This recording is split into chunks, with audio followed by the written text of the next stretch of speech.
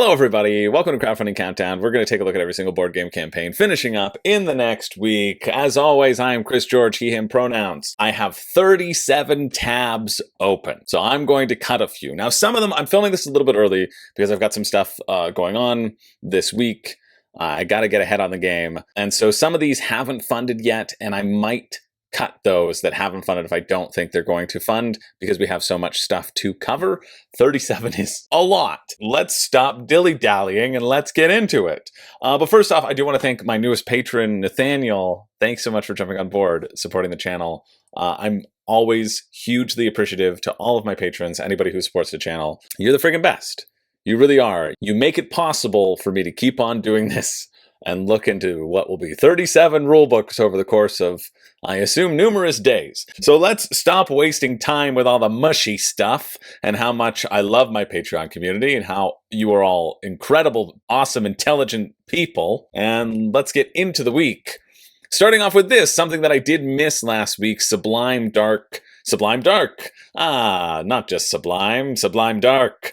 Fantasy horror board game. For 1 to 4 players, it's a brutal experience in dark terror, Halloween horror. Let's check this one out because this will have finished Tuesday, November 5th, last Tuesday, but I missed it, so I want to just check this out, and I'm sure that, again, there will be late pledges. It's been doing pretty well, so there's no chance of it canceling, so let's see what this one's all about. There we go, now I can talk. Ooh, this is spooky. Okay, I'm sorry. That was the quickest content trigger warning ever. Content trigger warning. And then the scariest friggin' thing. This game is not for everyone. That's not a trigger warning. Trigger warning. You're gonna get really scared. And here's an example. Not suitable for players under the age of 18. It's an intense nightmare horror simulation. Oh, that's not how you use a trigger warning. Hey, trigger warning, I'm gonna punch you. Bam! It's like you want to give a little bit more. All right, well, that was just a mood building thing and told me nothing about the game. Grandest, most ambitious game yet, even larger in scope and scale than Gloom of Kilforth. Oh, I wonder if there's going to be a Pimp My Sublime tier pledge here, because there was a Pimp My Gloom and they thought it was a Pimp My Ride pun, and it wasn't a pun. It's not a pun. It's less of a pun than your content warning was effective. I'm gonna give you your trigger warning. All of my trigger warnings thus moving forward are going to come in the form of jump scares because that won't incite anybody's trauma. I just think that's so funny. Card-driven tableau building, action selection, resource gathering, tile exploring, rogue-like dungeon crawl, with a tight focus on narrative moments and otherworldly storytelling. And it all takes place in the kitchen sink. Each round, players explore and have encounters in Blackfell until the bells toll. When the bells toll, the Eremite, the boss's loom state, is triggered. All of those words, I know what they mean. It's good that they qualified it, or clarified it by putting boss, meaning that the deadly creature lurks close in the dark, breathing down the neck of the Caro, that's you, waiting to strike. Then the harrowing takes hold, turning Blackfell into an even more nightmarish world. Okay, great. That tells me nothing. It pretends that it tells me something. Well, it tells me that there will be a boss. You're going to have events until there's a boss. The art here is pretty cool. Played over a series of connected games, or delves, which together make up a campaign. Explore as far as you can and survive as long as possible, discovering and uncovering clues and relics, and then you die. So it feels maybe like Time Stories-esque, in that you are meant to die and you're supposed to uncover as much as you can before going again. The Caro's emotions, joy, grief, fear, and rage are their most powerful tools, but they come at a cost. Through cunning card play, the Caro must carefully manage them to survive. Emotions can be gained or spent by carrying out actions and overcoming encounters. So you gotta manage these 4 different tracks. Doing things will increase an emotion, and then you use that emotion. So these are dials. I see, these are dials. Each game round, the Caro will explore the locations of Blackfell by moving around tiles that have specific actions. So increase the Eremite's proximity by 1. Spawn the Eremite, reveal another location, gain 1 fear and 1 clue, cannot enter without attack action. It's an obstacle, so you gotta break it. Players will have to carefully manage the emotional needs of their Caro via judicious card play and action selection. If any emotions reach 10 points, you suffer a crisis, so you're kind of limited. I like that. You're moving forward, you're then limited that you can't take a specific action, because if you do, it'll make your rage go to 10. So some little limitation there. Crises drastically change the game state for the remainder of the delve by increasing the speed at which the Caro now accumulates that particular emotion. This can potentially result in death from ecstasy, petrification, hemorrhage, or suicide. I would prefer death from ecstasy. If I have to choose, let's overdose on joy and not fear, grief, or rage. Although, likely since I exist on YouTube and the internet, I'll probably overdose on rage first. But, you know. Oh, you're not going to give me a friggin' rulebook, are you not? Of course. Shipping estimate's going to be £10 to UK, 22 to EU, 34 to Canada. Oh, $70 to Sublime Dark, based off of a feeling. I mean, whoever told me to check this one out, you should have known. You should have known if there's no rulebook on the page, why would I ever be interested in it? How could I ever be... Like, and there's no rulebook, and there's 2 days left of this campaign. Like, this campaign ends tomorrow. It's gotta be. With robust rules, okay, I must have missed it. Let's hope we missed it. Control F doesn't work for us. We're gonna scroll through again. They say they have a rule book. I mean, the pitch seems fine. I just think that you're going to be drawing so many different encounters. And you say, oh, do you have those stat checks? Great, I'll play those stat checks. Like, from what is being put forward, I don't see that there's going to be a lot of deep strategic gameplay here. And if you're spending 127 Canadian plus shipping, like $150, just to read encounter cards and slowly die like the Oregon Trail, I don't see why that would be fun or interesting. And I wish I could tell you more, but this is all they give me. Moving around tiles, like how many actions do you have? Do you have 1 before an event is triggered? Do you have 10? Because that will increase the randomness or decrease the randomness by a ton, right? Like, how prevalent are these encounter cards? Is it just encounter cards? Where are these tiles come from? There's 20 location tiles, but they're really small compared to all these other sort of cards that they're putting forward in the component count, right? Like, it's just designer diary, the world, design, narrative driven. Oh, and yeah, the monkey pizza, yum. And then Happy Halloween. That was the second update. It's the only update. Right? Like, I think this feels... I wish I had seen it before it had finished so that people could get their money back. It feels like it'll probably be fine. But again, why are you contemplating spending money on a game and a campaign that doesn't care to tell you how the game is played? The game that wants to give you the idea of a feeling, like, this is the same feeling that really pulled me into Aetherfields. And I was like, wow, this is going to be really good. And then I didn't really, I mean, like, I haven't played it, you know? I still like Aetherfields. I'm still happy that I own it. Am I ever going to get through all the content? I don't know, because I'm playing it with Brendan and Zach, and I leave all the time. I travel, you know? And I'm the one who screws up the game meetups. Anyway, we're moving on. That finished Tuesday, November 5th, and is just utterly disappointing to me. Moving on to this one, we have Grinivil. You want to live here. You don't want to live wherever you're living. You want to live right here in Grinivil. Compete and collaborate, build a modern town to fulfill its residents' desires in this economy, town-developing, sandboxy game with a unique time action system. Explore and develop your neighborhood. Buy land and rent it out. Listen to residents and help build the necessary infrastructure. Get resources at the best price. Build houses and find the right buyers. Create a beautiful living environment full of greenery and life. Work with others, but also make money and become the best. And yes, trees need to be planted too. Oh, perfect. I was wondering that whole time if trees needed to be planted there, and now I'm glad that I have found out. Grinivil. This is one of the silliest videos I've ever seen. There's just a weird track underneath, and then there's somebody going, oh, that's nice. That's the way I like it. As they just show component counts. Oh, it's so good. Grinivil. That's the way I like it. And luckily the designer is stuck inside the box like a Honey, I Shrunk the Kids horror story, and you at least get to play with them in every box. Buy land, rent it out. Oh boy, I'm going to need a rule book for this one. Fluctuating market, I like that. Brass has this, right, where the more things people buy, the more expensive it becomes. I like how that creates such a lovely sense of urgency.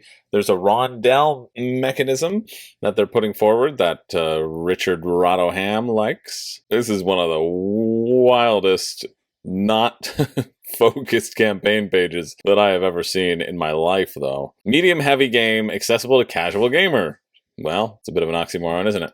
Intuitive rules with a pleasant learning curve. Competitive game with a natural need for cooperate. Yeah, okay. Where's the rulebook? We're not even looking at this until we see the rules. €59, 91 Canadian, so over 100. Rulebook beta version. Thank you very much. Players cooperate to compete and build a modern town to fulfill its residents' desires. The time action ring. Kate Blanchett and Tar, with the market in the middle is where the players execute their actions. Variable action spots settings make each game unique and define different winning strategies, not to mention the option of adding new action spots in the future. Player chooses an action on tar, moves their token on a related action spot, performs the action. This is one where we might just watch the video. This is not good.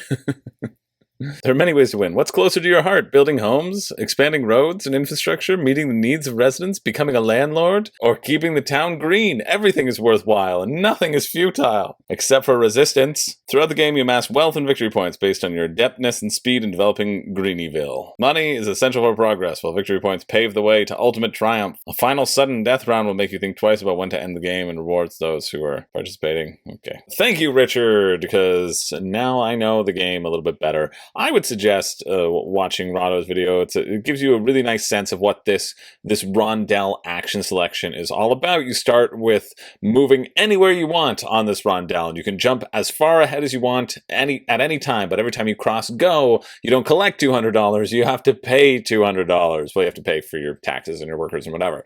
And then you can use these action spaces to buy goods, spend the goods to build things, all in the pursuit of fulfilling these residents' goals. These are objective cards that you're getting at the beginning of the game, and then there's a market of other objective cards that you can take throughout as you try to set up Grinivil in the way that your residents like it.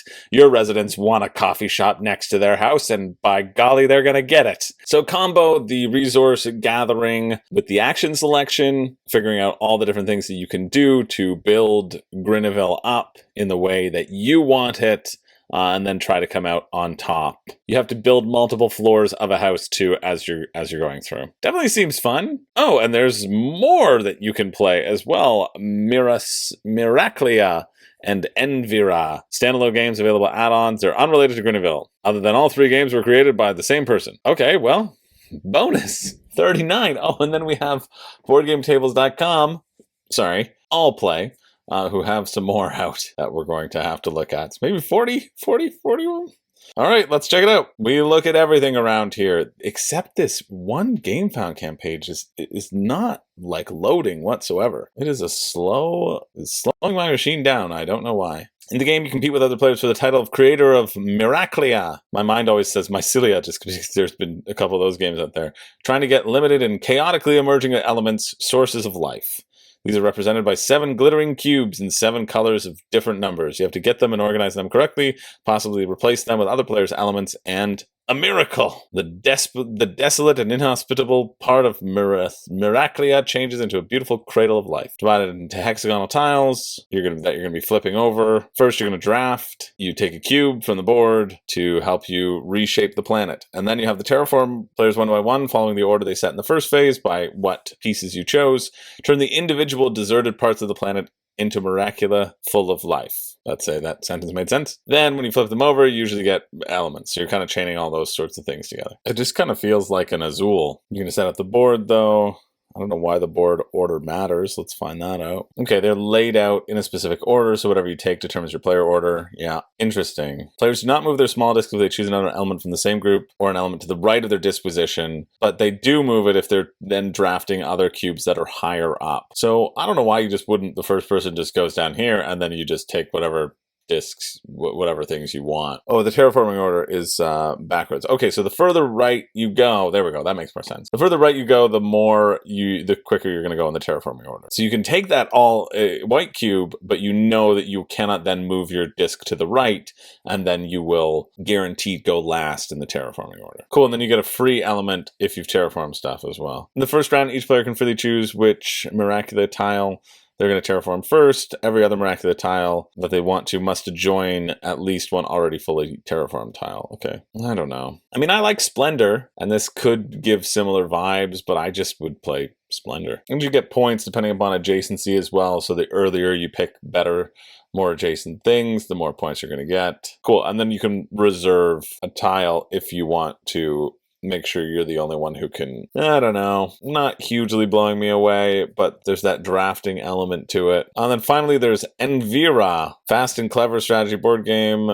simultaneously action for 2 to 5 players, playable in 15 to 20 minutes, constant analysis of the situation. One where each player secretly and simultaneously selects tiles he wants to capture, and another where players reveal their selection and interact. Guess we're gonna have to look at that too. You set up your tiles in a grid. You have your own little grid underneath. Take 5 cubes of the same color. You place it in front of you, and then you add your own cubes as to where the cubes want to be. That wasn't a sentence. You put the cubes down in the same orientation of what's out there, so that when you need to indicate, everybody's indicating the same tiles so that you're all on the same page. Just a way of choosing what tiles you're going to activate. You're going to pick a tile, then you're going to try to activate it. You have to put 1 cube down. Could put on 1 or 2. The cube will be transferred onto the tiles in the grid in the second phase. If a tile only has 1 cube icon displayed on it, the starting player is guaranteed to get that tile. However, the tile has a higher number of cube icons. It can take several rounds of strategy to gain the tile. Tiles with higher numbers offer higher points, so taking it easily is not the only way. And then you remove your player shield so you get to see where all the cubes are, and then you move 1 of your cubes from your player board onto the corresponding tile in the grid. It's entirely up to you which cube you move first. If the tile's taken before you get there, you're out of luck. If you add it and then somebody else takes it, you're out of luck. You must move your tiles, your cubes. If you commit to a cube, you have to put those cubes out there. So you're trying to bluff each other out of making people go for a specific cube to invest in it down the line, knowing that they're going to be start player next turn. Maybe they want to invest in a level 2 tile, right? That's the calculation that you'll be going through. Yeah, I mean, I think Grinivil is the most interesting out of these 3. Shipping to the US or the EU is 13 to 24, or 12 to 23, or 15 to 26. So about the same for every game. Oh no, 8 to 15 for Envyra, because that's a little cheaper. Lots of different games that you could get there. The real question is, should you? I think Grinivil looks maybe okay. I don't think Myraclia looks really that interesting at all. And then Envyra could be fine, but Envyra's €27, 41 Canadian. Myraclia is like 75, which I think there are easier, simpler drafting games out there. And Grinivil, I like that idea of the rondelle. I like the fulfilling of objectives. I like being able to reveal different parts of the board as well, which seems interesting. I'm not completely sold on it, though. I think there could be a bit of a gem of a game there, though. The 13th at 11 a.m. I'm going to close this tab and see if my computer starts working better. Next up, we have Rex Britannorum. 55 and 54 BC, Julius Caesar landed in the South Island of Britain, known as Britannia. Number of kings rallied to Caesar to survive or to benefit Rome's protection against the hostility of other British tribes. With Rome's support, they all tried to obtain the title of the King of the British, in Latin, Rex Britannorum. Man, these first have been a bit of a slog, haven't they? Okay, this one looks like it wants to be a better version of Condottiere, which I didn't really enjoy whatsoever, but I think this one looks like it could be fun. You're going to be drawing a hand of troops. You're going to have 3 cards that you draw into your hand, then you choose from an open market of your own cards or drawing from face down deck, and then you're going to be playing those troops and assigning them to fight over places in the north, the middle, or the south. The north, the center, or the south, the NCS. Whoever has the most strength in one specific spot gets to take 3 spaces on the board, and whoever doesn't win gets to take 2 spaces on the board. Feels like you want to play this with 3 players, although they say there's a solo mode and a duo mode where you just flip over one of the player sheets and it sort of automates their decisions. You're trying to put as many little cubes on the board as you can, moving up these tracks to get points. Most points win. Yeah, rules are here, but that was a great video with a really beautiful voiceover. A very calming, soothing voice. More videos should use that voice. And then everybody's going to have objectives as well, too. I didn't mention. It seems pretty neat. And it is pretty cheap, actually. €34, 52 Canadian. What's shipping like? Shipping to the US, €10 to Canada, 25. Dang, so it like doubles it for me. It would be a contemplation if, I could get it for 50. I still think it would just be fine as like a simple little area control game. Again, nothing horrible, but nothing that I'm going to actively get excited to get off the shelf, right? Like a lot of these games, and there are many games that look good. It's like, yeah, that seems good. That seems fun. Are you going to pull it from your shelf or not? That's the thing. It's game night. What are you pulling from your shelf? Is it this? Is it a game that's, it's fine? It's not. It's never going to be. The level of games has just gone up and up and up consistently. And so make sure you're getting games that aren't just fine. But things that you're actively excited about. They're also doing this. Brezia 1341, published 2 years ago in French. We took the opportunity of a reprint to propose to you the game in English and Spanish. Cool. Card-driven strategic game between two players, one taking the lead of the Franco-Britons, and yeah, that's how it's pronounced, of Charles de Blois. De Blois? Not de Bois, but de Blois? Oh, I don't know why I find that so funny. The other controlling the Anglo-Bretons of Jean de Montfort to gain control of the crown of Brittany. Series of turns with both sides alternate carrying out military and diplomatic actions akin to those that were common in the 14th century. Ah, yes, I'll see your scurvy and I'll treat the city. Whatever was common in the 14th century, that's what you're going to do. You want to know how to play the game? Just, do all those actions that were common in the 14th century. Nobles have to be rallied troops, so another little war game of plopping things down. You can check that out. It's on the campaign page as well, but they're not really pushing it, so we're not really going to care. But we are going to move on. We're moving on to this next one, Ultimate Voyage, except we aren't because, unfortunately, it used the $1 pre-pledge, so it's not going to get any free advertising from us. And I hope it didn't spend $10,000 on a Launch Boom thing. I hope it only spent 5,000 so that they've made absolutely no money for themselves. Probably that, but it's good. We should probably keep the $1 pre-pledge moving on, right? Yeah, probably right. Let's cover this one. Modern Meeple Player 1. I just want to look at this because people enjoy game accessories, and not everybody has a 3D printer to print their own little accessories themselves, although I'm sure you can. These are some little components where you can pull them all out real slick-like and put them on a Lazy Susan. A bunch of different player boards that they can do. Modern Meeple, I think Modern Meeple had a prize for Dice Throne. Yeah, their Dice Throne thing that's being put out there. I think they must have done one for the World Series of Board Gaming way back when. Or it was the prize of one of the top places in the Dice Throne tournament back in 2023. I remember Modern Meeple, and I remember the feel of them. They actually have some really heavy stuff. They're a mix of ground wood, scrap pulp, organic dyes, and resins that bind it. So there you go. You can get a bunch of these little trays that can stick together if you like them. Consolidates everything. Seems fun. I'm of the mind that you can always get dollar store bins. I have the little dollar store bins that I buy en masse, and then whenever a game needs a bin, I just put the bin in the box. I like having my bins already in the box for everything. But if you prefer to have everything in a bag and then dumping it out into a bin for your game, I think that's what these little hexagonal trays are good for. So if you were interested, I'll leave the link to the campaign down below. And we're going to move on to this one, Mutagen, a customizable worker placement game set in a biopunk universe. This seems like, I like the art on this. That's pretty cool. And I like the meeple shapes. I like the little tendrils that are coming out, so obviously I'm going to get excited based off of that and not the gameplay. Let's just skip it and move on. This is the pick for you. No, let's check it out. Art can really, really go a long way, Customizable worker placement game. Oh, cool. Last time I saw that was Oak, which is from Game Brewer, which is now out of business, and I don't think it was very good. 4 different workers, visit locations. Each location has basic benefit. Also gives you a unique worker benefit. Cool, depending on who you send to the location. Sweet.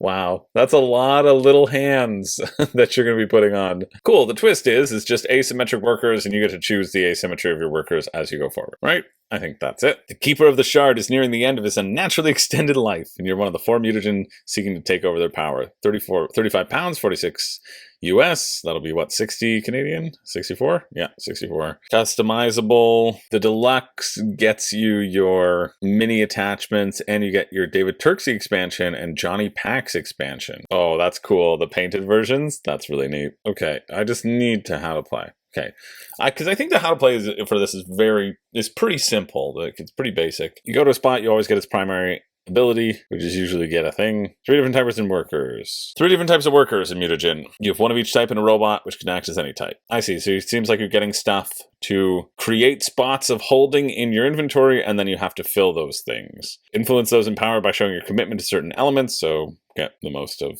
one type. Demonstrate your progress by discarding matching elements and gain points and instant bonuses as you run around this track. Thugs, engineers, and spies. Okay, rulebook. See, most people would stop here. Not me, not done. Each location on the board has 3 worker type action. Okay, so it just says it on the board, essentially. And it'll show that can do this, that can do this, that can do this. Great. All these locations say take 1 element. from the location. And then, boom, you get to do the other option. Cool. So you can place it into your storage to use for later, or you can choose to score points, but for that, you need to develop your system. Okay. Storage tiles are used to increase your installation capacity. So you can get these storage tiles, and they can't be the same color next to each other as well. So you want to be mindful of that when you are putting things down. At this location, you can spend elements from your storage to complete one or more tree cards from the display. Gain the number of shard fragments. So shard fragments are also a resource, and I'm assuming that you have to spend them here to unlock additional spots for your airship, which makes sense. You can spend elements to move on the element track.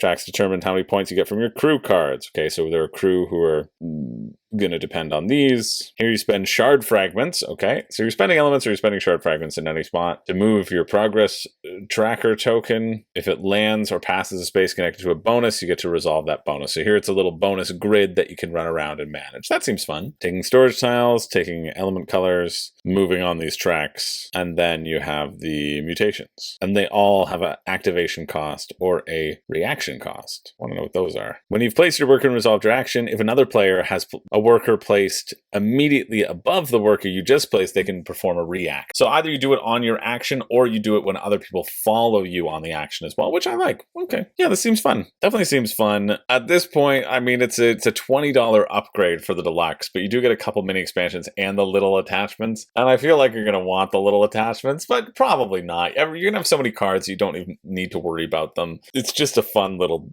dinky thing that you can put on it. What's shipping? Have we talked about shipping yet? UK £6. That's pretty nice. USA $8 or $12. Canada is $27 or $29. Again, $100 game. Not really interested in this as a $100 game, but it looks fun. Looks fine. Would absolutely play it. Would probably enjoy it, right? That's so many things fall into that category, though, that I still believe you need to be actively excited every time to warrant purchasing. And so this doesn't get me actively excited, but if it does to you, we'll finish it. We'll check it out. It finishes Wednesday, November 13th at 6:59 p.m.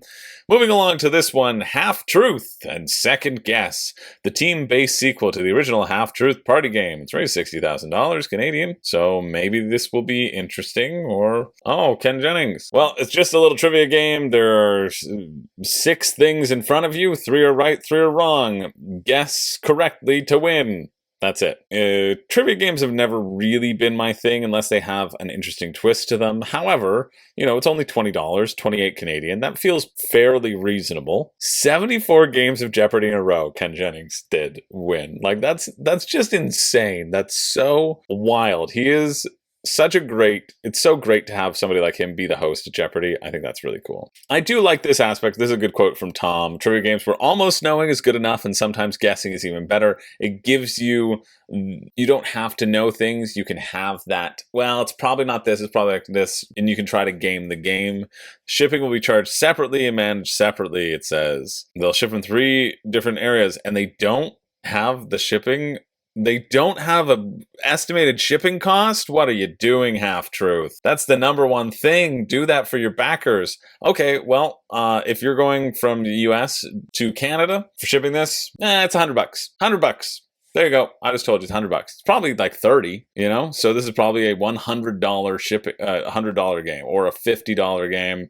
Who knows? It could be a $1,000 game if they decide to use carrier pigeons. How are they shipping it? We'll never know. What a horrible decision not to inform your backers what any estimated shipping might be. Just absolutely dumb, and I expected better from Richard Garfield and Ken Jennings. Really, shame on both of you. Unacceptable. No reason to purchase this whatsoever. That finishes Wednesday, November 13th at 9:15 p.m. Moving along, we're going to move on to this one. Avatar Journey of Aang. In Avatar Journey of Aang, 1 to 4 players join forces, taking on the role of Aang's companions. Each player will guide Aang in his journey to master water, earth, fire, and air to restore balance to this world. I'm going to pick the air bending help because he already knows how to do it. My job is done. Well, apparently there are some cool dice in here. That's all you're telling me with this video. You like the Last Airbender, don't you? Look at these cool dice. You should back it. There we go. That's better. I love it. I love when games do this. They say it's midway between family and complex, relaxing, competitive, midway, and it's a little bit more luck than it is strategy. I absolutely love this. It gives you such a great touchstone of what this game is and what you should be looking for me. If I'm like, I really want a strategy game, I don't want that much of a luck game, then this is like, okay, my expectations are managed. So I think that's great. A dice builder, cool. Elemental power-ups, push your luck, cooperative adjustable difficulty, player powers, great. All of those things sound lovely, lovely, lovely. Standard versus deluxe. Both editions have a bunch of stuff. And then the deluxe upgrades are pretty clear here. The Aang board is dual layered. You get some mastery pegs for your pegging pastime. Oh, that's cool. Yeah, there's a rolling early bird. They've got a total of 28. They've hit this number or they're going to by the end of the day, November 5th. It is November 4th when I am doing this. So at the end of the day on the 10th, I don't know, this is probably bad news because this will come out on the 11th. So this won't be relevant, but it's nice. You get a free dice tray for participating in the campaign, right? That's a nice little stretch goal. For a $45 game, 64 Canadian, and a little bit more after shipping. I like this campaign quite a bit. Canada, $20 shipping, 16 US. So for me, again, this is going to be a $90 game. $90.95, but let's see if the game plays. Rulebook, yes. Thank you so much, Avatar. I want to kiss you on your beautiful arrowhead. It's a cooperative game. Each player takes turns guiding Aang. Each consists of an action phase, dice pool phase, comet phase. There's a comet that's going to be coming towards the board. You're going to roll dice and try to do some stat checks. Action phase. During each action phase, the current player can choose between 3 actions: meditate, train, or adventure. You can only pick one of them. When any player is resolving specific actions, you can do your special ability, so that's fun. So even if you do something and I can support all meditate actions, that's neat. To take the meditate action, you place 3 cards in any combination from, you take 3 cards in any combination from the Between, Environment, and Harmony deck. So probably either deck. Okay, adding those cards to your hand. Train, you play 2 cards into the training area. Boom, boom, right here. Yeah, and you move up on the track, or I see. So you're just investing in these cards to push further up the track. And I think once you hit 10, you've gotten a little bit you've mastered the stage, and there might be different levels of mastery, I would assume.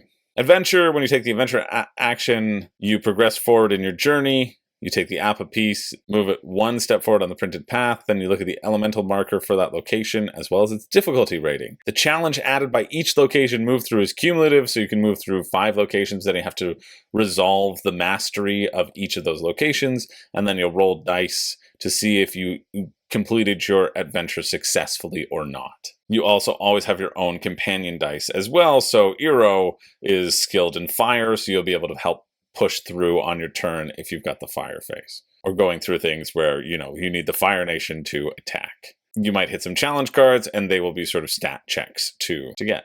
After you perform the action, you get the dice pool phase. You can buy additional techniques. Cool. Where you can replace the dice with different dice. Neat. Cool. And then you add different, so you're mastering all the elements, you're getting more and more dice, and then the comets move forward, which will trigger the end game if you don't get to beat the big bad boss by the end of that. Yeah, I agree with that sort of assessment of it's a bit of luck, there's a bit of strategy. Doesn't feel that significantly strategic, but I think fans of the game will quite enjoy this as a game. So if you're interested in that, that finishes on the 13th at 9:59 p.m. Moving along, maybe I can cover this in the time that I have left for my day right now. We have the Overpower CCG, the collectible card game from the 1990s is back, where every battle counts but only legends win the war. Overpower the card game, sure.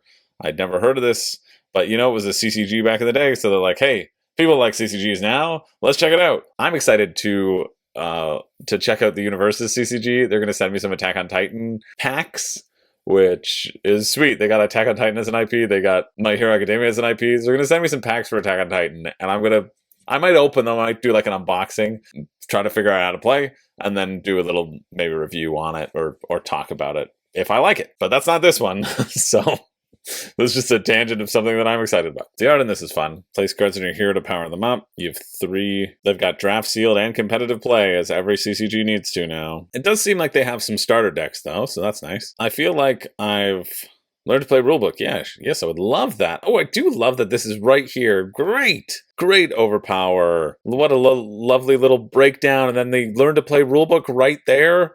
Gorgeous. I do like how every collectible card game or every game that's doing a reprint is like perfect for new gamers and seasoned gamers. It doesn't matter. Like you'll hear that in every single thing. It's almost as used as easy to learn, hard to master. It's basically the same thing. They're like, listen, everyone can buy this. Please, please give me your money. It can take a lifetime to master. Oh, so good. All right, welcome to Overpower. You control a team of legendary heroes and villains as they fight against somebody else. There are 3 ways to win. First, knock out all 4 of the opposing characters. Second, if a player manages to advance all 7 of their mission objective cards to the completed pile, you win regardless of what happens. Third, your opponent ends up with all their mission objective cards in the defeated pile. You've defeated them, so you win. 8 different types of cards. Your team consists of 4 character cards, 3 frontline and a reserve, so when somebody's dead, then somebody goes moving in. They have power grid values from 1 to 8 to determine the maximum value of power cards that you can use to attach or defend. Okay, so that's not the base stats, but is what you can put underneath. Then you have the location home base. So you have a single location and it has an inherent ability. Oh, cool. Some home base cards have a threat value, just as characters have threat values. Your team's total threat value is determined by your character plus your home base. So if you want to have a better home base, you have to have less threatening characters. That makes sense. Power cards are simple. There are 6 different types of power cards that range from 1 to 8. You can use any power card equal to or less than the power grid value printed on your character card. That makes sense. So this is an 8 energy card. So you need to have an 8 energy character. Combat, brute force, intelligence, sure. Any power card is a white circle or a multi-power card. Multiple power types. Special cards are for each character, show off their unique power and cool abilities. A character may always play a special card with their name on it. Special cards are played either as offense or defensive actions determined by the icons in the bottom corner. Some have a 1 per deck. All right, remainder of the game, remainder of the battle. Yeah, so they all have different effects. Universe cards. Have you ever wanted to smash an opponent with a tree? Yes. Or work together as a team or with an ally for a tactical strike? No, just the tree one. Universe cards represent different objects, people, and resources coming into play. All of them have different requirements to you. Cool, you can boost up your own power stats on your character to make them use higher things. That's kind of like the mana build, it seems. Yeah, this does feel different from most CCGs. Yeah, there's a lot of stuff going on. A lot of different cards. Played over a series of 8 card hands known as battles. Okay, so you draw 8 cards from the top of your draw pile. If you have an event card, you can put the event cards out. You can discard, checking for duplicates, kind of mulligan. Then you do the placing phase. You're placing things under your characters of power, special, universe cards. Starting with player's initiative, each player chooses a number of mission objective cards to wager in. Okay, so there's these multi-ways to win, which I think might be fun as a little system. Of course, it is a collectible card game, so I know it's going to be very expensive. Oh, that's not bad. Choose 2 starter decks from the 4 available for 37 Canadian. That feels pretty reasonable as well. Getting yourself a starter deck if you like the idea of if you like Seven Wonders Duel, essentially, and you love that aspect of investing in different things and different win conditions. I like the different win conditions, you know? Or you can get all 4 starter decks, $50. $12.50 a starter deck feels pretty reasonable as far as collectible card games go. Oh, except they've sold this one out, but somebody dropped one of them out. So you have to purchase all 4 starter decks. Well, or you can maybe hope somebody will drop out and you can grab one of those things. I don't know why this is limited quantity. I think it's a limited quantity just to push you to that next tier. That's the one thing that I don't quite like. Like you could just wait and get the starter decks you wanted. They're just trying to force the bundle upon you. I'm not sure why they're selling out of only getting you 2. That feels just fake. But otherwise, yeah, it seems fun. Seems fun enough. Oh, are you gonna hurt me again? Shipping, come on. Okay, do you have the shipping in this? Oh, they do have shipping listed on the campaign page. So that's good. Shipping to Canada is $15. Shipping to the US is $10. That makes sense. Okay, great. Yeah, so if you're interested in that, check it out. It's raised a bunch of money, and I guess people who were excited back in the day, this sort of revamped version, lots of things happening. It feels maybe Marvel Snap-ish, but I think Marvel Snap is more air, land, and sea. So I think there's enough twists on here to make it maybe worth your while if you like dueling card games. For me, I'm fine. But it finishes Thursday, November 14th at 12 a.m. Moving along, we are not covering this, the Ministry of Lost Things lint condition, because it appears on the $1 pre-pledge list, and we don't cover things that do that. So thanks again to Vault Boy for maintaining that great list for us to look at. And you know what I think this game is? I think it's probably forgettable and fine, and you don't really need to worry about it whatsoever. There's a bunch of great things that you can invest your time into. So let's move on to this one. Next, we have Earth 2053 Tipping Point Cooperative Survival Board Game. Save Earth by balancing human needs and sustainability on a physical seesaw in this deep strategic co-op solo board game. Yeah, let's check this one out. Nations have united. Oof, not gonna work out. This is a fantasy. Cool, very intrigued by this one. I like that. I'm assuming 2053 is the year where it's the real point of no return for the global warming, which, you know, or where we will all die out because nobody cares that we have finite resources on our planet. Let's see. Let's see if we can make a bunch of plastic pieces to help that. €45, 69 Canadian. I think it's wooden pieces. Created in cooperation with Uwe Rosenberg. All concepts are based on science, provide educational value, sure. Oh, we have a bunch of different board game designer advisors. How will we save the world? Not through science, but through board games. 50 wooden discs, balancing preservation and pollution. Don't tip the scales too much in terms of preservation.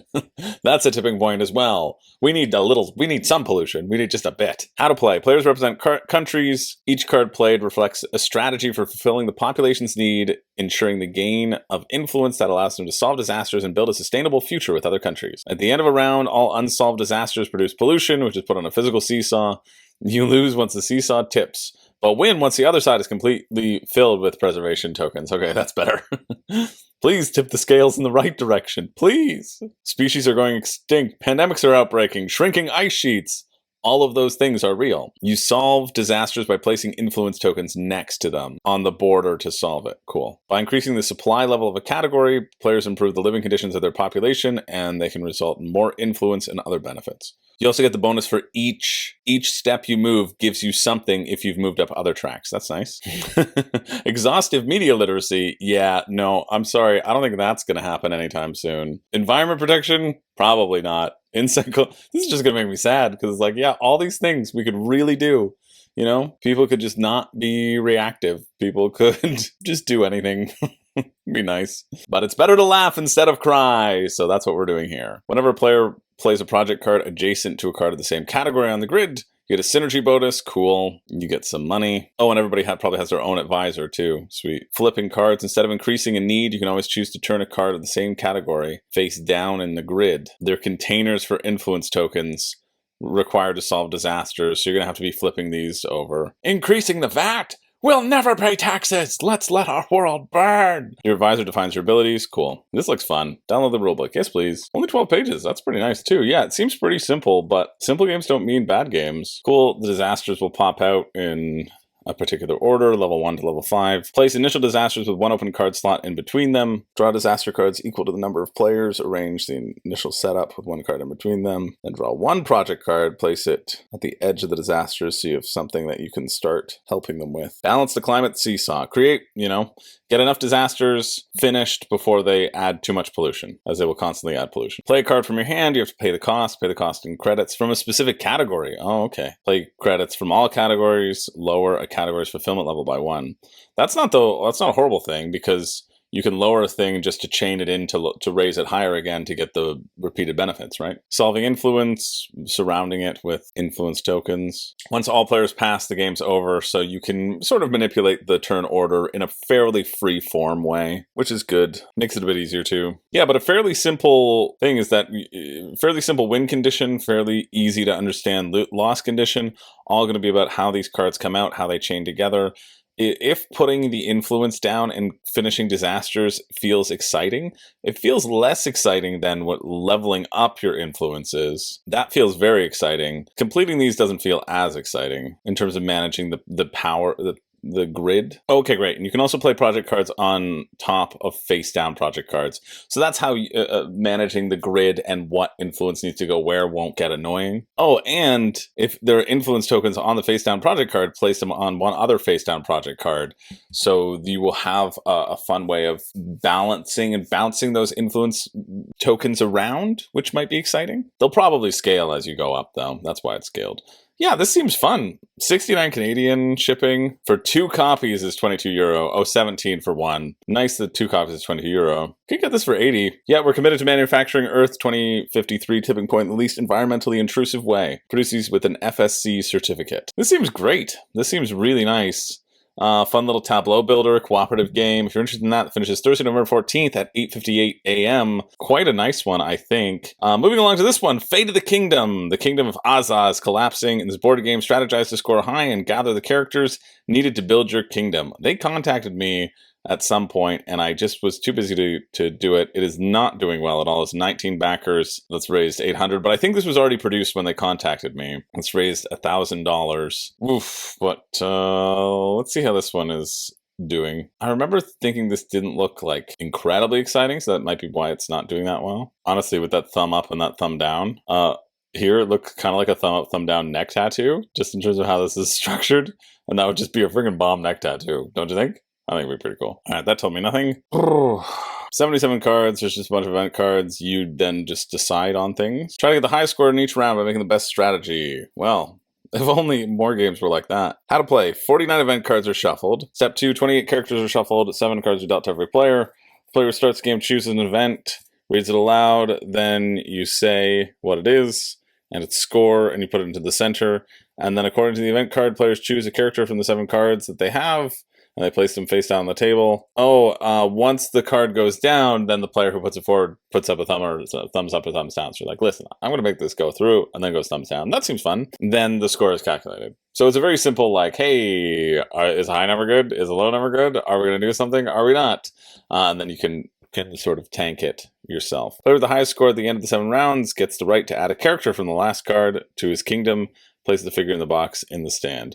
Collect all the figures, build your own kingdom, and win the game. Oh, so there's more than 7 rounds. So you just go 7 rounds, 7 rounds, 7 rounds, 7 rounds. So 49. So essentially, so you want to hold on to character cards, so it might become more important to have certain characters. It just feels like it would be a long game then. Like, it feels like this should be 1 round should be the game, and maybe, you know, it's a longer round than that. But 29 US, 41 Canadian, that actually feels pretty reasonable. Which 0 people have taken them up on that early bird. But more people have taken them up on a more expensive early bird. So that feels weird. Don't know why that exists. But yeah, not that bad. I must not have looked through the rules when they asked me. I must have just been too busy. That finishes Thursday, November 14th at 12:32 p.m. It feels, fine. Nothing mind-blowing, but I like voting on stuff.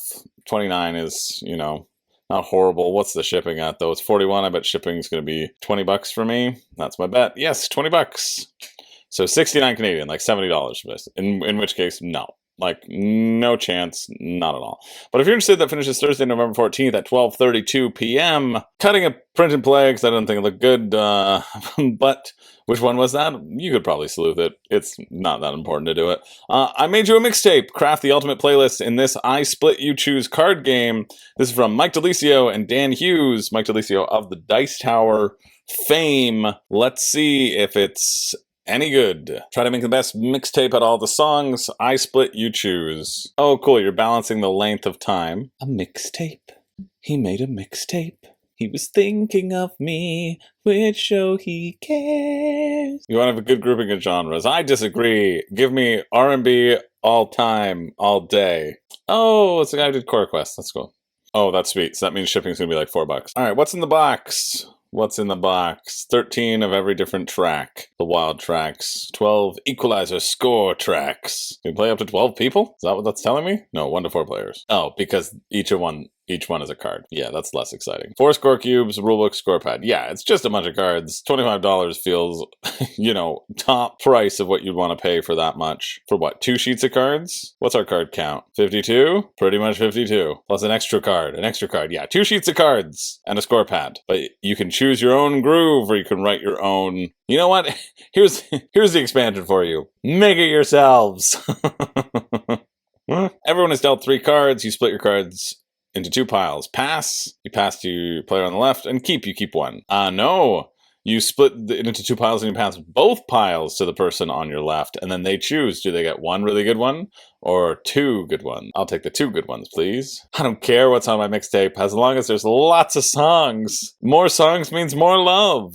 Continue until all track cards in the deck are gone. Then you score the mixtape. Yeah. How to score. There's an actual physical arrangement on the cards. That's what they mean in terms of the flow lines that run through. So the wild always flows. Keeping the balance of the A and B. That's the thing that interests me the most is going back and forth between A and B, of deciding what's on what side and choosing, listen, I want a longer song here because it works for this pattern, but I need it on this side. I do like that. And record a winning collection with a genre mix. Yeah, I do want to see what the scores are for the genre mix. That's it. In return, he's asking you to make him a mixtape for his road trip up to college to make things more interesting. He said the kid who makes the best mixtape will win his Quantum Leap poster signed by Scott Bakula. Man, you really want that poster. Oh boy. Genre sets. Each genre set scores depending on the number of cards in the mixtape. Each genre scores points depending on the number of cards in the mixtape in that genre. See the table below. So if there's 12 cards in the genre, you get 78. So you don't really want a balanced genre. You want all of the same. That is sort of directly opposed to what they were saying in the video, so it's a bit confusing, but set collection, yeah, it's fine. $25, but shipping is going to be US $4. There you go. Canada $9. That's all place shipping things. So you get it for $29. I think it's okay for $29. I think if you like I Cut You Choose, yeah, I just think it might be a bit slowed down because you're basically just hate drafting the person next to you. You're playing the person next to you's game for the entirety of the thing, you know? But I think if you like the theme, that might help it go a long way. And $29 after shipping is not horrible whatsoever. So, you know, not bad. That finishes Thursday, November 14th at 4 p.m. Moving along to the Tickle Legend. If you want to be a legendary tickler, well, listen up. The 25th anniversary, based on Tikal's renowned mechanics. Oh, Tikal. Dang it. Less exciting.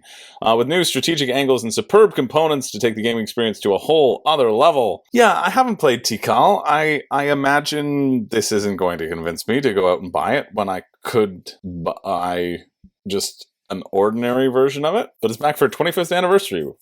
Move your explorers around the jungle to get some treasures. Coming in with a solo mode. Did it previously have a solo mode? No, so that's new. But in this, players will send their team of explorers into the jungle, exposing more and more terrain. Along the way, you will find temples that require further uncovering and treasures so that you can bulk up the temple levels. Players attempt to score points for occupying the temples and holding on to treasure. This is back in 99. Now it's the 25th anniversary. And more importantly, oh, there you go. Rio Grande Games was 50 back in the day, 62 Canadian. What are we looking at now? 89. 135. That is not what I was expecting. I was hoping it would be different. And most people are in for the deluxe pledge, which is double that. 226.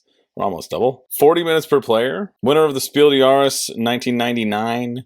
Will I play the legend version over the Tikal, the original? Yes, 100%. Well, yeah, probably, because it's probably like slightly better, but is it worth it? I don't know if that's it. Would I play it if I had both?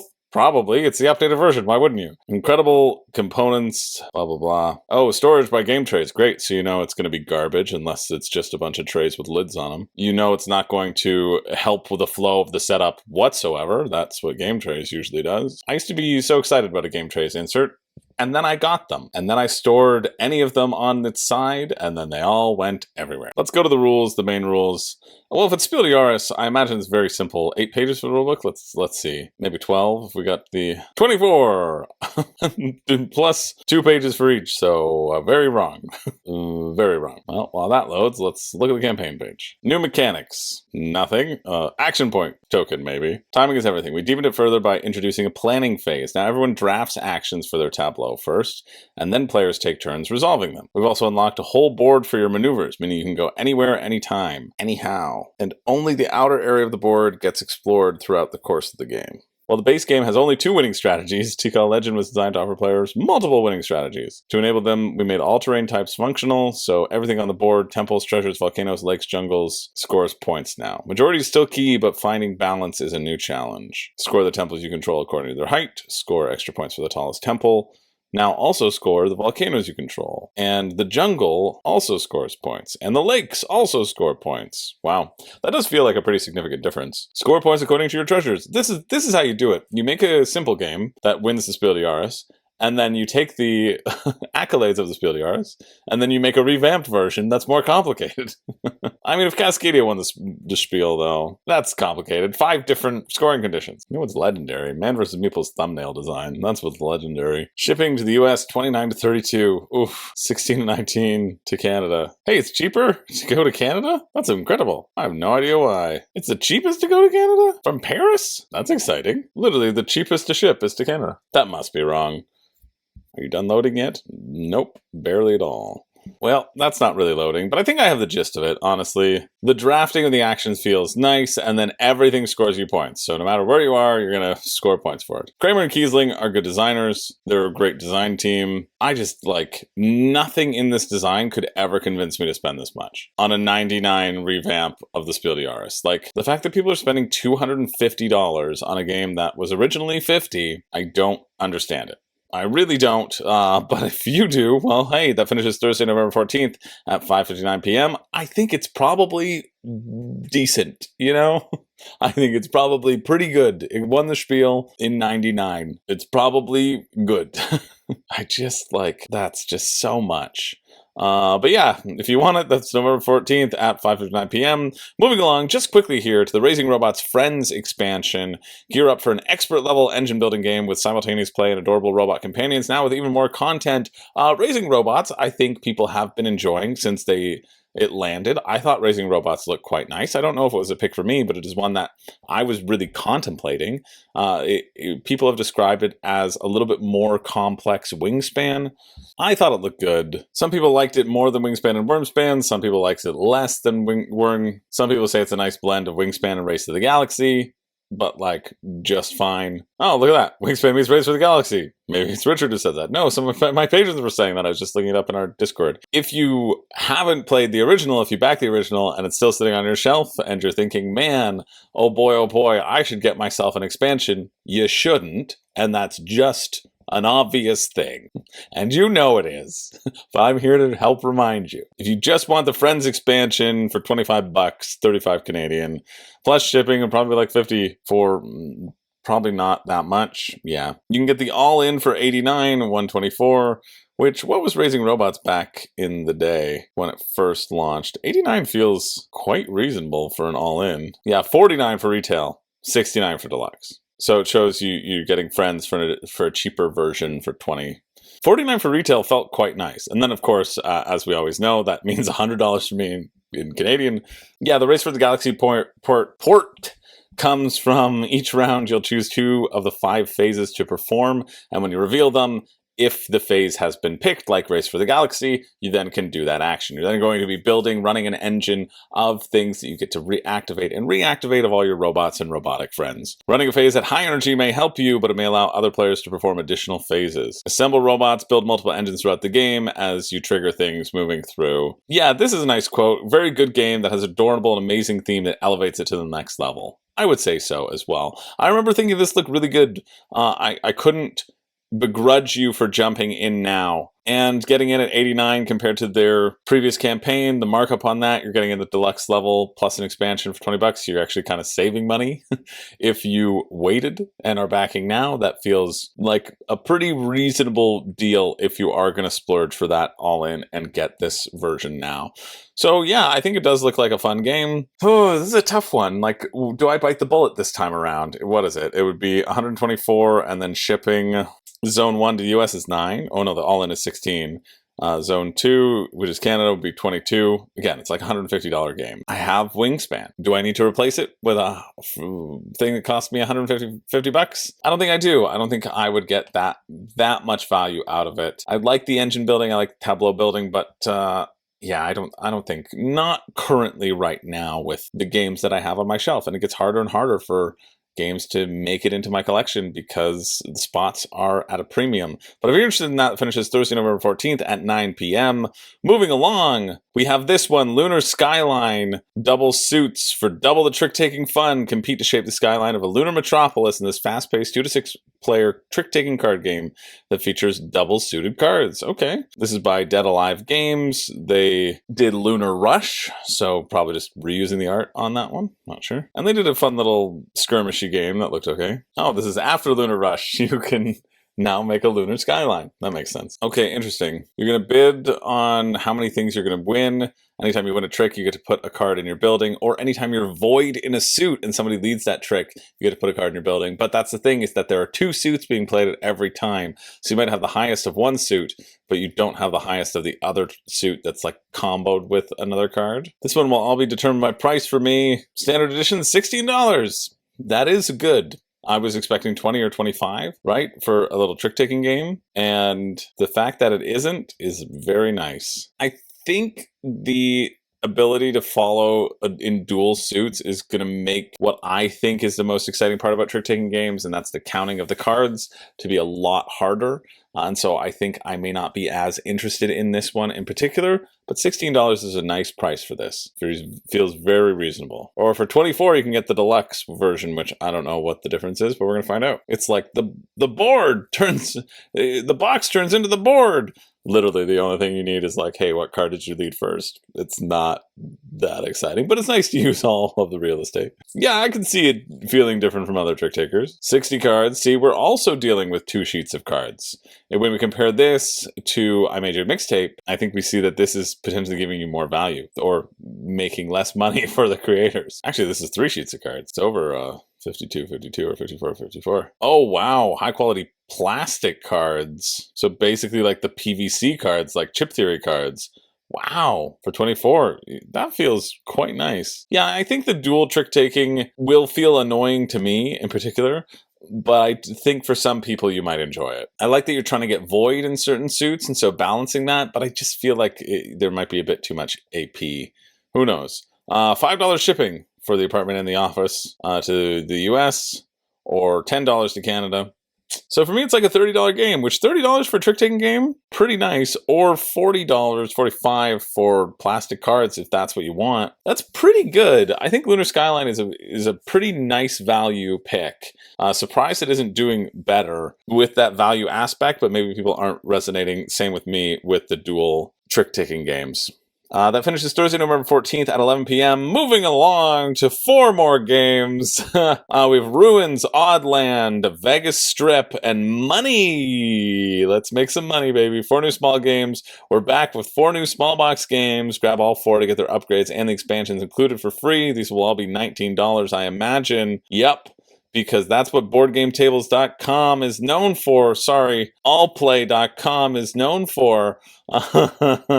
76 for all of them, or 19 for each if you don't care about these upgrades. Yeah, I never really care that much. Or you can get the entire small game complete collection. Wow. 24 games for $500 and all of their upgrades, etc. Now, I mean, to be fair, 24 times 19, if you just get them at 19, is $456. So not as much of a deal as we might think it is, but hey, you get the expansions. It looks like you get all the expansions, you get all the little extra bits, which also good for stocking stuffers. I think my favorite one, here are the ones from the sequence that I remember. Lure, I thought looked good. Mountain Goats is a certified classic. Switchbacks, kind of memorable. Sail, wasn't a fan. Couture, remember that, I thought that looked cool. Mindspace looked cool. All right, so let's see. Explore Ruins to upgrade transparent cards. 2 to 5 players, 30 minutes, a card crafting shedding game where your cards get more powerful as you explore them. John D. Clare. Look at that, card crafting in a easy-to-eat package. Oddland, lay tiles to discover weird wildlife. You and your fellow scientists have been tasked with documenting the flora and fauna of strange, previously undiscovered island. Overlap tiles, score based on the wildlife scoring conditions, sure. Vegas Strip, take big gambles with corrupt casinos. You've been tipped off on a corrupt casino. Use your hidden information to get paid. However, your opponents will know their own secrets. All right, keep your secrets. And then finally, Money, a currency converting Knizia Cult Classic. Knizia's Cult Classic gets the all-play treatment. Bid to exchange currencies with the market or your opponent's bids. Backers also get a secret 6-digit code redeemable for a future tiny game, so you can get a 5th game, essentially, by doing the bundle value. That's not bad. That would be the reason to do it as a bundle, but let's see if these are any good. These look like they all might be worthwhile being in a bundle. Often I find with the bundle, I'm like, 1's not that good. 2, maybe Oddland might be the odd one out right now for my own strong tastes, but we'll see. Craft unique transparent cards in this shedding game where you uncover ancient ruins and find treasure. On your turn, upgrade a card and play it. Upgrades can stack into wild game-altering combinations, like a card that equals 4 11s. That does sound fun. You only get to claim 2 cards for the entire game, so sometimes your discoveries will end up in the hands of your opponents. Interesting. Explore your ruins with transparent cards. You spend lanterns to take certain things. Then you play sets from your hand. Play sets of the same value. So 3 plus 7 is 10, so that's how you can play those two. When following, your players must play the same number of cards as the previous player of equal or higher rank. Yeah, just like any sort of card shedding game, like Scout, right? Yeah, you play a set, I play a higher set. Some discoveries provide new bonuses. Read or draft the rulebooks. Yeah, I'm kind of thrown because you can only claim 2 cards, but it seems like you're always upgrading them. Your deluxe upgrades are just nicer Splendor-like tokens. I do love the short rules, accessible games in this series. It is really good. You can also add a claim to a ruin, increasing your odds of starting with it in future rounds. Okay. Stake a claim. Add one of your claim cards to stake your claim to it. For the rest of the game, when any opponent is dealt that ruin, they must give it to you. Cool. Okay. So you want to claim the really good ones, otherwise you're just constructing them in interesting ways. So you get to get all of the fun of card crafting, but you don't have to sweat it that much. You get to get a couple specific ones, the ones that are really good, and then the other ones you kind of maybe want to make bad, I guess, so nobody can claim them. 2 ways to win. Instant win when you start any round with 9 or 10 victory points and you go out first, you win. Sudden death, if no one has won by the end of the 4th round, the player with the most victory points wins. Cool. Yeah, seems fun. Like that idea. On to Oddland with all these odd creatures. How to play. You explore the island, play a map card from your hand, covering up 2 spaces. You can't cover any species tokens that are already there. Place 1 species tokens from your supply onto the map. You have to place it in one of the 4 spaces of the card that you just played. You document the creature's special scoring. The playful Pangaroo loves to have other species share its row and column. The Owl Loose spreads its wings across the diagonal jungle tiles. Cool. The Big and the Bold expansion adds the majestic Whalefant and chilled out Cheetoys to your game for extra replayability. How many of every character do you get, though? It's about timing what you put out. So setup. Choose the colors, take the matching tokens and 7 species tokens. With 4 to 5 players, each player returns 1 to the box. So there are 35 species tokens, 7 per player. So you all only have 7 per player, and it's choosing what you're going to play a card down. You have to place something on it, and you have to maximize the value of your species and holding in the other species. Flora does not always have a scoring effect when playing. The Star Flora card can be used to stall or block territories, but don't score points at the end. So only species will score points. Cool. Yeah, potentially worth getting a couple extra. That's fair enough. That seems fairly fun. Okay, yeah, Oddland feels nice. Every turn matter. Only 7 rounds. You need to maximize your placement. Yeah. Really quick, and also solo mode. That's a nice one. Vegas Strip. 2 to 6 player bluffing game. You've hidden information. I already know I'm going to like this one. Players can't place more than 2 tokens at a casino. Can't place their highest token at the casino they know is corrupt. These restrictions affect your ability to bluff, forcing you into difficult situations. So I know that Santorini is corrupt as heck. This might give me little Mastermind vibes, which is fun, where you know that an art piece is completely useless, but you don't want to let your opponents know. Kind of the opposite way. Learn about corrupt casinos and clean casinos, if there ever was such a thing. So one's going to be good, one's going to be bad. You place a tile in a casino. If your total bid is the highest in that casino, move your tiles up to denote that you're leading. Okay, so you're just playing them. Yeah, you can never place your 7 in a place that you know is corrupt. Casinos might have placement restrictions or powers, so if you have only 1 tile here, it's worth 3+, so you're kind of navigating that. And then if you see if your bet's paid off. At the corrupt casino, the leader wins the 10-point jackpot. All other players receive nothing. At the clean casino, the leader gets nothing. The rest of the players get chips equal to their bids. How fun. That sounds great. That sounds fun. Promo cards add new casino powers. Yeah, also fun. This might be the best group of 4 all play that we've seen. Knizia, don't let me down. Collect different types of currencies. With 200 or more per currency, you score the value of the currency. If under 200, score the value of that currency minus 100. Collect special sets for bonus points. Sure. This edition adds silver as a currency to the game, adding a brand new set type. Using your cards in your hand, make a bid for the current market value. The highest bidder will go first, but remember your bid may be available for your opponents. Trade with the market or opponents. Okay. Going in bid order, make trades to claim cards for scoring. If your bid gets traded for, you'll be the new highest bidder making it your turn. Okay, cool. It's like, yeah, I'm just going to take all the cards that you just bet on. And then you're trying to make these set collections. Also seems fun. Deluxe upgrade. These fancy meeples will aid in scoring, signifying which players gets the bonus points for collecting big sets. No, they won't. They absolutely will not. You're just trying to pick something to deluxify because you need to deluxify something. That doesn't matter whatsoever. I really like all four of these. This feels like the best grouping of four that I've seen from BoardGameTables.com. Sorry, all play. And yeah, it's really nice. A 4-game bundle to the US will run you $4. Normally, I don't think the all-in game bundle is worth it, but for $80, 20 each, could be reasonable. Really could be. I know I'm supposed to talk you out of it. And really, if you don't play small box games, then don't worry about it. But this feels nice. This does feel nice. If I had to rank these in terms of what I'm the most interested in, I think Vegas Strip, it's close. Like, it's hard to rank. I think Money's last. Money feels last for Knizia. You know, I didn't expect it, but I think Ruins is first. I think it's actually in this order. I think it's Ruins, Oddland, Vegas Strip, and Money. And I thought Vegas Strip would have been number one, but could go either way. It could get stale. You know, I feel like Ruins might be a little bit more exciting to constantly card craft, and having a little card crafting game that's like trick taking could be pretty fun. Yeah, Ruins feels nice. Way to go. Way to go, BoardGameTables.com. Sorry, all play. You could have fun all playing all these games. So if you're interested, that finishes Thursday, November 14th at 11 p.m. Really nice fair. Moving along to the next one. Estate. Raise the realm. Instead of raising the roof, you can raise the realm. Assume the role of a medieval fantasy noble rebuilding your family's estate in this worker placement engine building board game. Cool. Let's check this one out.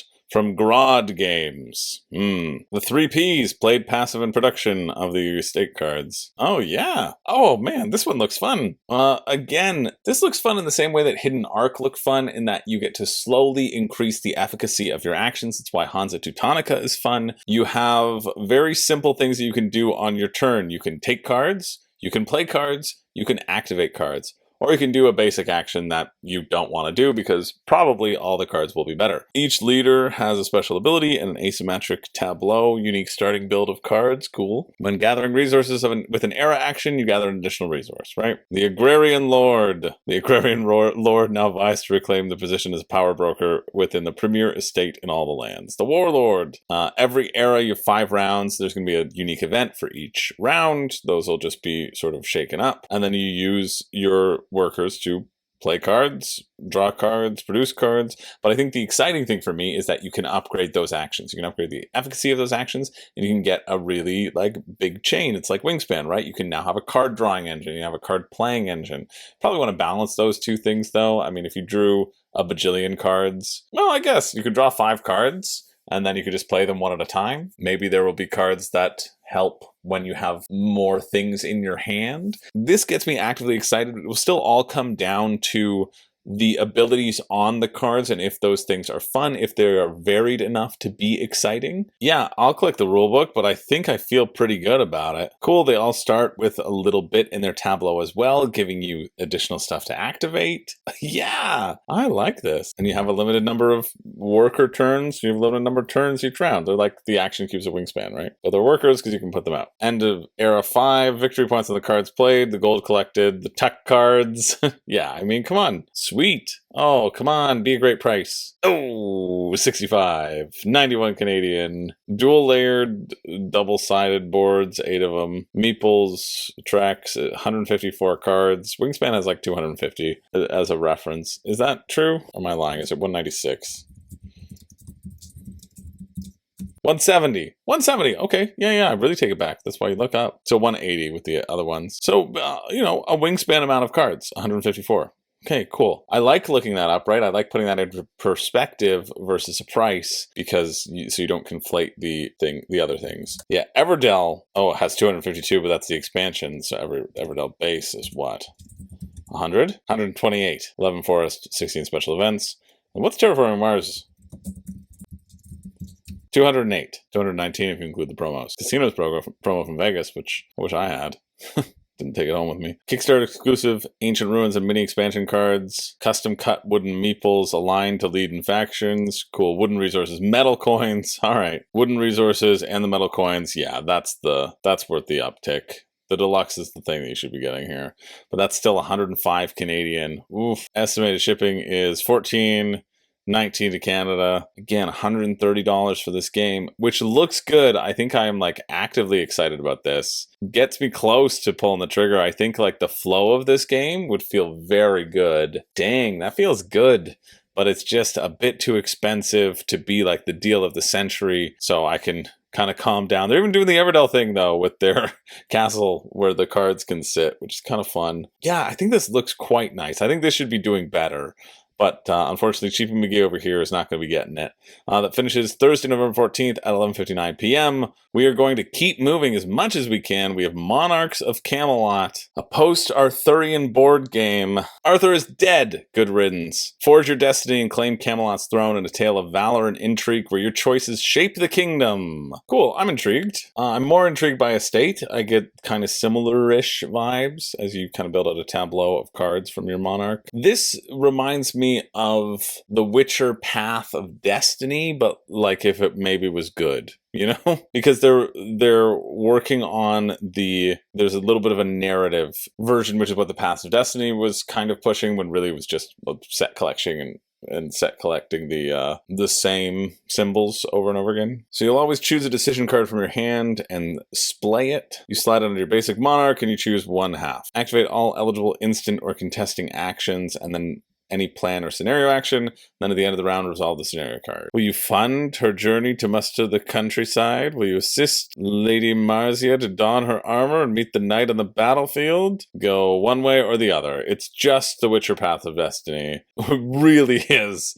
If the Path of Destiny got you excited, this should get you excited as well, because it feels like the narrative choices might have a little bit higher of an impact. Rules, Rubik preview. Yes, please. I doubt you're going to really care about the results of the narrative, though, right? Like, that's what this is pushing. Again, with the Witcher Path of Destiny, that wasn't a big, important idea. I do like that you have a bunch of resources and people, and all of those resources and people are going to essentially be your workers, your actions that you can choose. The prestige is the top part. Got it. Happiness defines the turn order. Hearts, the health defines the number of decision cards a player must have. Okay. Time defines the number of rounds for the scenes. Okay. Each speaker has a unique planned action card that can be activated during a player's turn. And that player place or move the corresponding token on the speaker's card. Oh, okay. The speakers that are those are the people who appear in the narration. That's what they are. During your turn, you have to play a decision card. So going on one side or the other.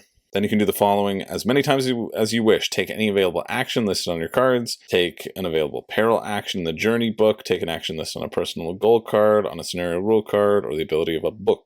There's going to be competition for certain traits, and that will determine if people can activate certain actions or not. I like that. You can have passive actions, so you can build a little bit of an engine as you splay your opportunities. You can negate your opponent's action, look at that. But you won't lose that, they just get returned to an appropriate pool. As soon as the player splays a fourth card on the same side, their character has reached the culminating peak of glory.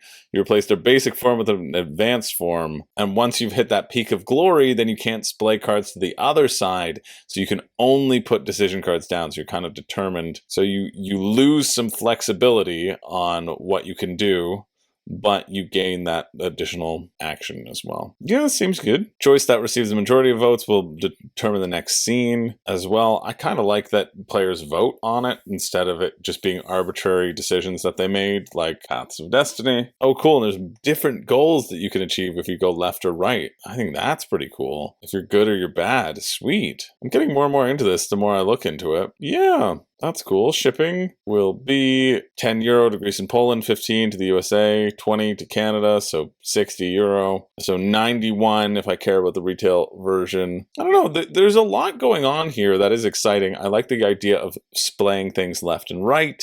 I like the idea of having to trigger these different abilities and making those decisions. I think the voting and the story path will be fun. I don't think it'll actually be really relevant or I'll care about it that much. I don't think it'll live up to its story, but it says, 8 stories crafted by 5 authors. Ooh, I don't think like the narrative is going to give anybody any interest, and nor will people be interested in specific narratives, but it could be if you're pursuing like a good path or a bad path. There might be easy options of like, hey, this is the good thing, this is the bad thing. I think that might be mechanically a little bit interesting or sound as you strive to be a good person in a horrible world. Rhapsody Games, what else have they made? Say they're a new publishing company. They've created 2 things. And one was Monarchs of Camelot, which was canceled. But this one isn't canceled. It just crossed its goal, and I think rightfully so. This does look cool. Yeah, another one that's not doing that well in terms of funding, but I think looks potentially sound. That finishes Friday, November 15th at 4:59 p.m. Oh, let's do one more if we can. Oh, a classic train game. I don't know if we can. The return of Darwin Bromley's 1990 classic train game, Eurorails with deluxe treatment. Yeah, maybe we just do a passing glance on this before we go to bed and take this up again another time. I say this every time, but it feels like this. I mean, this has to be the longest crowdfunding countdown. We got to break 2 hours. I don't know. Well, we will if we don't stop yapping. 35 years ago, Eurorails came. Wow. You draw custom rail networks on a large map. Load stuff, deliver stuff. Get $250. 250 million. Interesting. You're drawing physically on $45, 63 Canadian. Armed with crayons, you connect the dots. How is this reused then? Dive in the challenge of managing your cash as you deliver commodity-laden trains across the continent. You connect from hitherto, otherto. Redesign map and rebuilt. Some changes to the Scandinavian area, ferries and coastlines. Worked hard to remove unclear terrain that was troublesome. I mean, they have 35 years worth of data, right? It better be streamlined at this point. New demand cards of all the information you need on them, the demand city where you can pick up those goods, the amount, the color of the load chip, and most importantly, the mini map of where pickup and deliveries are. Yeah, that's great. Super important in a route building game. Add a mini map, especially for people who are upside down. You can't read names. Like, that's so important. Upgraded chips, upgraded money on fabric style paper. I think fabric style paper is just like US currency paper. I was really excited about this concept when I heard about it in Peak Oil Profiteer, and then I got it and it was just fine. They're dual layer metal train pieces, bigger crayons. Oh, look at that. You take a train board, a 12-speed ship, and a matching movement cube, and a crayon. You begin with 50 million. You can build your starting track, and also with 3 demand cards, which tell you which loads to pick up. On your first turn, place your train in any city and begin. Players move an amount of dots equal to the speed limit on their train, so 12. When starting or passing through cities, you can collect goods that the city produces. Once they collect good, they'll add it to the train board with 1 of 2 locations. You can drop it off wherever you want. If you reach a city on one of your demand cards and have the appropriate good, you can drop it off to collect a reward. Take a new demand card, so you're constantly fulfilling these things. We only have 3 to work with. Dropping off and picking up loads doesn't take any of your movement, so you just keep on going through. You throw it off the back of a truck, or you use a little hook to hook it on and bring it in. You can spend 20 million on a track. Another option is to upgrade your train. You can upgrade the speed of your train, the amount of loads it can carry. You can upgrade it again. You want to hit 250, an efficiency thing. Wiping cloth, easy to clean up with a deluxe wiping cloth. So that's why it's crayon. It's like you just gotta wipe it away. That doesn't seem that bad. That seems fairly simple as well. How to play felt pretty comprehensive. I don't really have any questions. Maybe in terms of the specifics on how you upgrade your train, but that also was pretty clear. $20,000. You upgrade either your speed. There'll be a different number of speeds that you can do. You upgrade it by 1 or by 2. It doesn't really matter, you know? The stretch goals are here. Any retail stretch goals will be unlocked. Deluxe unlock everything, I guess. Deluxe unlock only. Sure, shipping is 9 to 15 for USA and 5 to 7 for every additional thing. Canada doesn't say. It just says, oh, it's friendly. This is a bad shipping breakdown. Like, come on. Haven't you been in this business for over 35 years? Anyway, still 63. So I'm going to assume, 20 to 25 to 35 for Canada, because it's always expensive because we always have some import taxes now, I think. So again, this is, $90 to $100. I think the gimmick of the crayon actually might be fun. A little drawn right, you can erase it as it goes forward. It just doesn't seem that exciting. It seems like it'll be pretty obvious. You just have to count the little pips consistently, and then you're choosing how you upgrade yourself based upon the other things and deliveries that you need to make. But I just don't think it seems that exciting. But if it seems exciting to you, check it out. The finish is Friday, November 15th at 5 p.m. Next up, we've got Tend, which I am excited to check out. I know they're probably the world's most expensive roll and write, but these have stamps on the back, people. So yeah, I'm excited to check this out. I was supposed to get a copy of this, but it got lost in the mail for some reason. So unfortunately, I wasn't able to do a little bit of preview coverage. But we're going to look at it right now. And it's from Ivy Studios, who are some of the best in the business. They really are. 9 created at this point. They're a titan of the publishing world. All of their games I've played, I've enjoyed. So I'm really a big fan. And we're going to check this out, but I'm going to check it out later. For now, I'm going to bed. Goodbye. Okie dokie. Let's move on to Tend. Tend is Ivy Studios' response to the roll and write genre. This one has markers and scratch and sniff cards very clearly. In the video, it is scratch and sniff. I know they say don't sniff them, but they really want you to be huffing this, whatever you scratch off from the Tend. If you huff it, you will be a better board gamer. I heard that. I think it's in the special secret rules that's glow in the dark at the back of the rule book. So make sure, please do scratch and sniff. I'm bummed watching that video and they said everybody else got a copy and mine got lost in the mail. That's okay. I'll play it eventually. There's going to be 5 face-up task cards, and you'll pick 2 of the 5 face-up task cards to do things around the garden. You can fish, you can plant, you can scratch things off, all in standard roll and write genre, allowing you to chain things into other things, connecting things back and forth. I do like that there is a web app alternative. I really like in the video that they say all the alternatives for what if stuff runs out, because that is always the worry, especially with like a scratch and sniff. You can't just really print it off. But they have the PDFs that will be available, and you can use the web app for scratching and sniffing. And you can also, I'm not going to refer to it not as scratching and sniffing. It is scratch and sniff. That's how I play Tend. That's what I'm like in the garden, just rolling around in the dirt, stuffing it in my nose. More scratching, but not sniffing. We couldn't quite find the right mining scent. I wonder how these are built. That's what I want to know. I want to know the breakdown of the randomness for the scratching and the sniffing. You can also get these markers, which allow you to have a stamp. These stamps look nicer than what they were stamping in the video. I like the idea of the stamping, just boom, boom, boom, boom, boom, so you don't have to draw it yourself.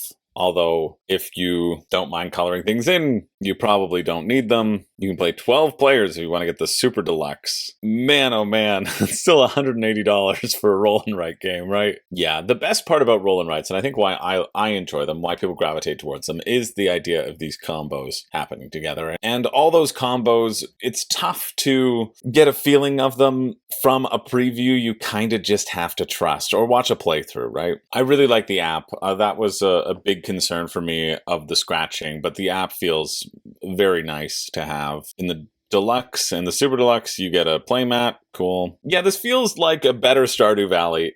I think the issue with having a roll and write that Ivy Studios is producing is that it's going to be so expensive. Before shipping, it's $96. And the key with roll and writes is that often they are used because you don't have all the pieces, right? To have all the pieces, it would cost a lot. And so to pare it down as a roll and write, it also gives you a little bit more efficiency of play rather than setting up a bunch of different pieces, setting things up. And I think like it's different between Dinosaur Island, Roll and Write, and Dinosaur Island. You have a much more condensed experience. I think with this, it's just like so much stuff. Premium with a purpose. Metal coins so you can scratch things off. Engraved dice so you can see them. How to play. Rulebook, yeah. That's better for me. Yeah, so it's what the players can find. I assume this is all randomized. That's why it has to be a scratch-off card, right? Otherwise, if it was the same thing every time, you wouldn't have to worry about it. Easy to randomize it through an app. The basic breakdown of the game, though, is these cards are going to be revealed. You're going to choose which of the actions that you want to take. 2 of the actions are basically scratching off these things and getting resources. You also have a fishing hole, and then you have the tending of your crops, tilling the soil, adding additional crops, chaining everything together, combos. I don't feel like I need to add more than that. It's going to be a little bit more on the overblown side, like the complicated side, the steps for steps sake side, I feel, just because of all the different things that you have to manage during your growth phase. But I think the main part about Tend is that it looks like an experience. And I think that is potentially an exciting experience. I think the physical feeling, I think this will feel different than other roll and writes because it has the Ivy Studios spin on it, because it has their quality wrapped up in it. So the standard edition will come with 100 scratch-off sheets. You're getting an extra 50 being a Kickstarter backer. The retail one gives you colored pencils and metal coins. The deluxe pledge gives you 200 and the markers and a map and a bigger box. So for $30, if the markers and a mat and some additional sheets feel worth it to you, yeah, I don't necessarily think it is. $30 for some markers and a mat and stuff that you could just print out for free doesn't feel like the wild value that people might think it is. 12-player expansion doesn't include additional markers. Oh, it also comes with dice, cards, and coins to support 6 more players for a total of 12. You're not going to play this with 12 people. And I mean, you could probably proxy the dice and the coins. You could probably take something different if you wanted to play it with a bunch more people. I imagine you could. I guess you would run into an issue with neighbor cards because you're passing those out, you're shuffling them, you're doing them. That might be tough. You could, if you have 12 people, you could work in a weird proxy way where you're like half a team and half not, and then you could share the same neighbor cards. I bet that could work. For the odd occasion at which that might happen, yeah, or you could spend an extra $30 just in case to give yourself that option. Sure. But this is a $150 roll and write to get to Canada, right? Shipping to Canada is just awful because we have our duties. It's like our own version of that. But shipping to the US is $17, so you're looking at $86 if you want to get the base version. Ivy Studios stuff is no longer a sticker shock to me because I expect it to be above the general budget that I like to spend on board games. But their stuff is also very good. Like, I like them. I like the quality that they give. I think it's too much for a roll and write. I don't think that this is going to blow your favorite roll and write out of the water so much that it's necessarily worth that additional cost. But if you like Ivy Studios and you like the stuff that they do, I couldn't begrudge you for getting it. That finishes Friday, November 15th at 6 p.m. Moving along to this one, Robotopia, a strategic Euro game of robot revolutionaries. A dynamic worker placement game about tyranny and revolution in the Great Robot Factory of 1992. Okay, this seems fun. The master robot rules Robotopia with an iron fist. Literally! You want to be the first person to get all the robot guilds onto your side. You're going to be putting out these robots onto various action spaces with the size of your robots being able to trigger various actions. The robots stay there until they die, so it's a one-time use, and then you have to worry about powering your generators to create more robots. The robot will stay at work. It no longer belongs to you. You activate the factory spaces, you get specific things, influence the robot guilds, and the bigger the robot, the more spaces that it can actually use. And it's determined to this yellow one can use 1, this red one can use 2, the blue one can use all 3 at an intersection, and then the green one gets to do 3 and then twice, I think, or plus an additional one, probably 4. You power your generators, then you plop out new robots so that you can keep on doing more things, so that you can complete contracts and get up to the top on all of the influence, on all of the robot guilds. Read the rulebook, yes please. Love this draft rulebook for us visual learners. Okay, you need to convince 4 guilds to join your robot uprising. Placing an influence token has 2 steps. First, you need to acquire an influence token of the appropriate type. Then you need to place the influence token on the guild zone on the board. Once someone has placed tokens on all 4 guilds, the player finishes the round, the game ends. Each time you make new robots, the master robot will stomp around the board, crushing workers into scrap cubes. So I want to know what you do with the cubes, etc. Oh, the green robot could just go anywhere, but where any yellow, red, or blue robot could be placed. So green isn't as better. That's why it has the 3, the 2, and the 1 sticking out of it, because it can do either, but can't do all. And that's how the board gets cleared, is by the robot stomping on it, and then that will clear new spaces for you to use the locations again. That makes sense. Okay, whenever you place a robot on an edge or an intersection, it has to touch a space on every side. So you can't use it to just go around the edges of tiles. If they are not attached to another tile, you can't activate it. I like that. That's cool. The Robotopia. You can just ask a ChatGPT thing. Okay. $55 for the standard edition. You can see the breakdown of the game board, which shows the different spots. AKA, there are only 4 spots on the board where blue workers can go. 12 spots where red and yellow workers can go. Oh, and you just get the regular wooden meeples, or the deluxe version, you get the fun screen-printed robot meeples, which, yeah, they're pretty cute. I understand. I understand people wanting those. Shipping to the US is going to be 12 or 15. Canada, 23 or 25. Yeah, so even if I go retail, again, $100 game for me. There's a few things that I like about this.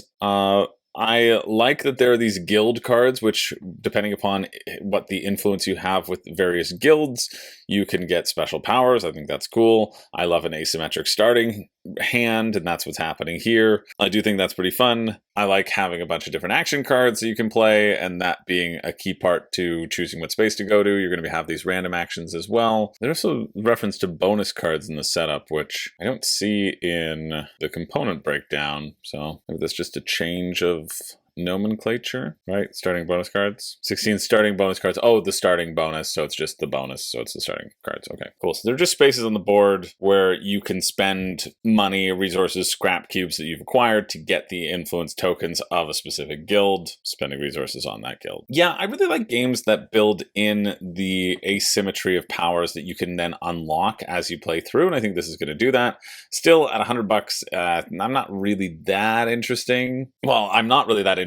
Just even at $1,000, I'm not that interesting. I've never been interesting, and I don't intend to start now. But I'm also not that interested. It seems good.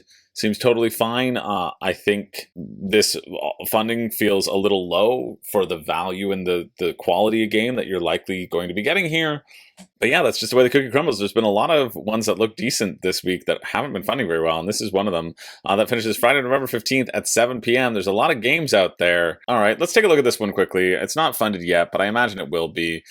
Terra Eterna is a fantasy realm of magic, kingdom, monsters, and adventure. The object of the game is to pick and choose bounties to tackle and then venture out to clear the bounty, which will ultimately reward you with victory points. Okay, so fulfilling objectives. You and your friends will try to get above certain threshold or as high as you can within the allocated round limit while mitigating conflict within your party. During your time undertaking these quests, you will encounter monsters and hurdles that will challenge you to strategize and work with other players to ensure the survival of the party. The game revolves heavily on building your character throughout the game so that you may become stronger to take on harder bounties. All of that feels like absolute nonsense. It's just a game. It's essentially what it's saying. It's like, you're going to go through hardships. You're going to get some stuff. You're going to play the game. I'm sufficiently teased. I would like the whole meal, please. This says it's a dungeon crawler with all the best elements but condensed, while other games aim for grandeur, more minis, larger boxes, thick rulebooks, more table presence, and lots of components. Terra Eterna focuses on optimization, lower cost, smaller box, faster setup, standees, quick battles, smaller and fewer components. Fast-paced action game that's accessible for players, minimal reading, hidden secret campaign, blitz mode. Sure. I feel like these are just going to be basic stat check resolutions, but I'm willing to be surprised. You pick your hero, you've got your normal stats, etc. You'll notice that every hero has different stats. Yes, that's a dungeon crawler. Choose and collect a bounty to tackle. At the beginning of every round, you and your team will discuss which bounty to take. I still don't know if this is a cooperative game or a competitive game. It's like, you're going to be really competitive with each other. Roll your dice against the enemy dice. 3 versus 3. Hero takes 1 damage, loses an HP. Okay. Using card effects to mitigate the dice roll. Kill monsters. I do like that you just basically tuck the card underneath. That shows you what gold you've gotten and how much HP you've gotten for extra stats. Sure. Completing every quest will net you an end of round result card, which makes the game progressively more difficult. I just don't see the fun here. There's some minor ways to move around this map, and you're going to be choosing tiles, which you'll flip over and then engage monsters. The monsters, which will have a pretty basic attack and defense dice, and it doesn't really look like there's much fun abilities that you get with your characters. You just kind of get to level up your stats. So it's too many bones! Even that doesn't seem that exciting as a boss stat. Unfortunately, shipping cost estimate $13.68 to $17.65, nowhere in between. So Australian $69. It'd be like $80 for this fairly simple moving around stat check resolution style game. I just don't think it looks that interesting, so I can see why it's not funding, unfortunately. If you're interested in that, though, let me know why. And that finishes on the 15th at 1 a.m. Moving along to this one, Suros, the board game. This was covered in episode 157. I looked this up before because I thought this looked familiar. And it didn't fund. It didn't fund over on GameFound. It had 22 backers there. It didn't fund. Now it has 23 backers, and it has funded. Congratulations, Suros. You've funded. You've 10 days to go. It's a little boss battler with Jibby and Pig Boy. And let's see if this tells us how to play. Take control of 3 science-driven players to investigate the Icor, kill mutants, discover what a secret holds, spend action points to make moves, use abilities, roll attack dice. Gain mutations that improve abilities. I prefer Mutagen for gaining mutations, I think. Each mutant comes with their own attack cards, event gear, events and gear. Mutants have special rules for each battle. We battle higher level, they'll be more complex. There are the mutants. We got 4 mutant decks. Trying to get all this gear. You have action points. You can move a space, you can dodge, you can re-roll an attack dice, you can craft an item. This is how many times the gear can be activated, how many activation points it costs to activate the weapon, how many d6 are rolled with the weapon. It hits on a 4 and it damages 1. Yeah, okay. See, already that feels a lot more exciting than Terra, whatever it was. And it does feel like there is this print and play because these maps, these different categories, these different boards that you're going to be playing on, feel like they could be fairly small, and it's all kind of card-driven, less of that tactical puzzle. Ooh, the deluxe edition is $100 though. Numbered wax seal, upgraded glass tokens, 1 Icor ticket, secret bag W. And the standard edition is just all gone? They said we're going to do 4 standard editions, and then we're not doing it anymore. So you have to spend $100 for this game. I just don't see the excitement or value here. You're moving around on the map. It's a simple boss battler, right? It doesn't seem bad, but I don't know why you'd spend $100 on this boss battler that's mostly just cards. Like, you're spending that money because you're getting it from a print-on-demand shop. And essentially you're buying not a prototype, but you are this is not being produced at a large scale. So this probably would cost half if it was being able to be produced that way. But it's cool. It's great that Kickstarter has room for all people and all people who are excited about getting things. And so I hope the 23 people who back Suros really enjoy the boss battling board game that it is. That finishes Friday, November 15th at 9 p.m. Okay, you know what? I was going to skip this because I'm like, I don't think this looks good. But it saying funded in 7,968 minutes is very funny to me. So we are going to check this one out. We have Panomachea, Battle with Gods, Heroes, and Monsters, a gloriously illustrated Greek mythology card capture game. So essentially we have 56 cards and you play the highest value card to win. But that's not all. There can be a power suit which gets a little boost. But that's not all. There's a little rock, paper, scissors element that some cards beat other cards and other cards beat some cards. So you can potentially have some bluffing. I don't know. I tried to keep an open mind when he said it was based off of a concept like War. Basing a card game off of the game War, I don't think is a very good decision in this day and age. But it's $20 for a deck if you really like the art. The creator is an illustrator, made everything back to front, says it'll ship it to you pretty quickly. Doesn't really have shipping details on here. Maybe it's in here. Select country, yes. Ooh, $27, so doubles it. So $66 for this deck of cards, or to the US, it's got to be cheaper, right? $7. So the only real place where it might be feasible is in the US, but even still, unless you really like the art, I would take a very hard pass on this. That finishes Friday, November 15th at 8 p.m. Moving along just quickly to this, Tantrum House is having Season 11. So there you go. I guess this is Season 4 of Room and Board? Season 4. Look at that. That feels like a very small goal, considering there's like 20 people who work for them. But you can get a bunch of promos. Actually, the one promo that I want to see, is a How to Save the World promo. I want that promo. It's always nice when board game companies give some promos to help out board game media. And hey, I always like including any Kickstarters to board game media as somewhat of a professional courtesy. So if you're interested in Tantrum House, if you like their stuff, well, feel free to go give them a little pat on the back. That finishes Friday, November 15th at 10 p.m. Here, this next game is Soularis. It seems like another game which revolves around having 2 decks of cards, and you're going to choose which deck of cards you draw from, and you will get various things from these decks of cards. You can then choose to serve the master, which is guaranteed to give you points, or you can rebel, which is rolling dice, potentially trying to kill people. You want to get 100 souls, or destroy the master's soul. Or, they say, rules are meant to be broken. If you find a more fun way to play the game, go wild and share it with us. It'd be $42 for 1 core deck, 1 hero deck. Like, I'm sorry, this isn't funding right now. I don't think that it will fund. It is a project that we love, according to Kickstarter. Why? I'm not too sure. Apologies for being too harsh, but it just doesn't look very fun. But the drawing from a deck of cards and seeing what I get has never really been that exciting to me, unless there are other robust mechanics that go around with it. That finishes Saturday, November 16th at 12 p.m. Moving along to this one. Oh, I'm excited about this. This is from All or None Games. This is from the people who did Broken and Beautiful, I believe. Oh no, All or None Games, they did Hidden Arc, which I backed. I think that was the one. That's what I'm thinking of. And then they had that. Yep, Hidden Arc, Betwixt and Between. Yes. Hidden Arc Very fun game, definitely. So I am excited to check them out. They never like blow it away in terms of funding, but all their games have looked fun. So let's check out Cat Packs, Whiskers in the Night. Piece together your ultimate gang of cats and meet new bone-chilling kitties. This is an expansion to Cat Packs, which might just be a little tile-ish placement game.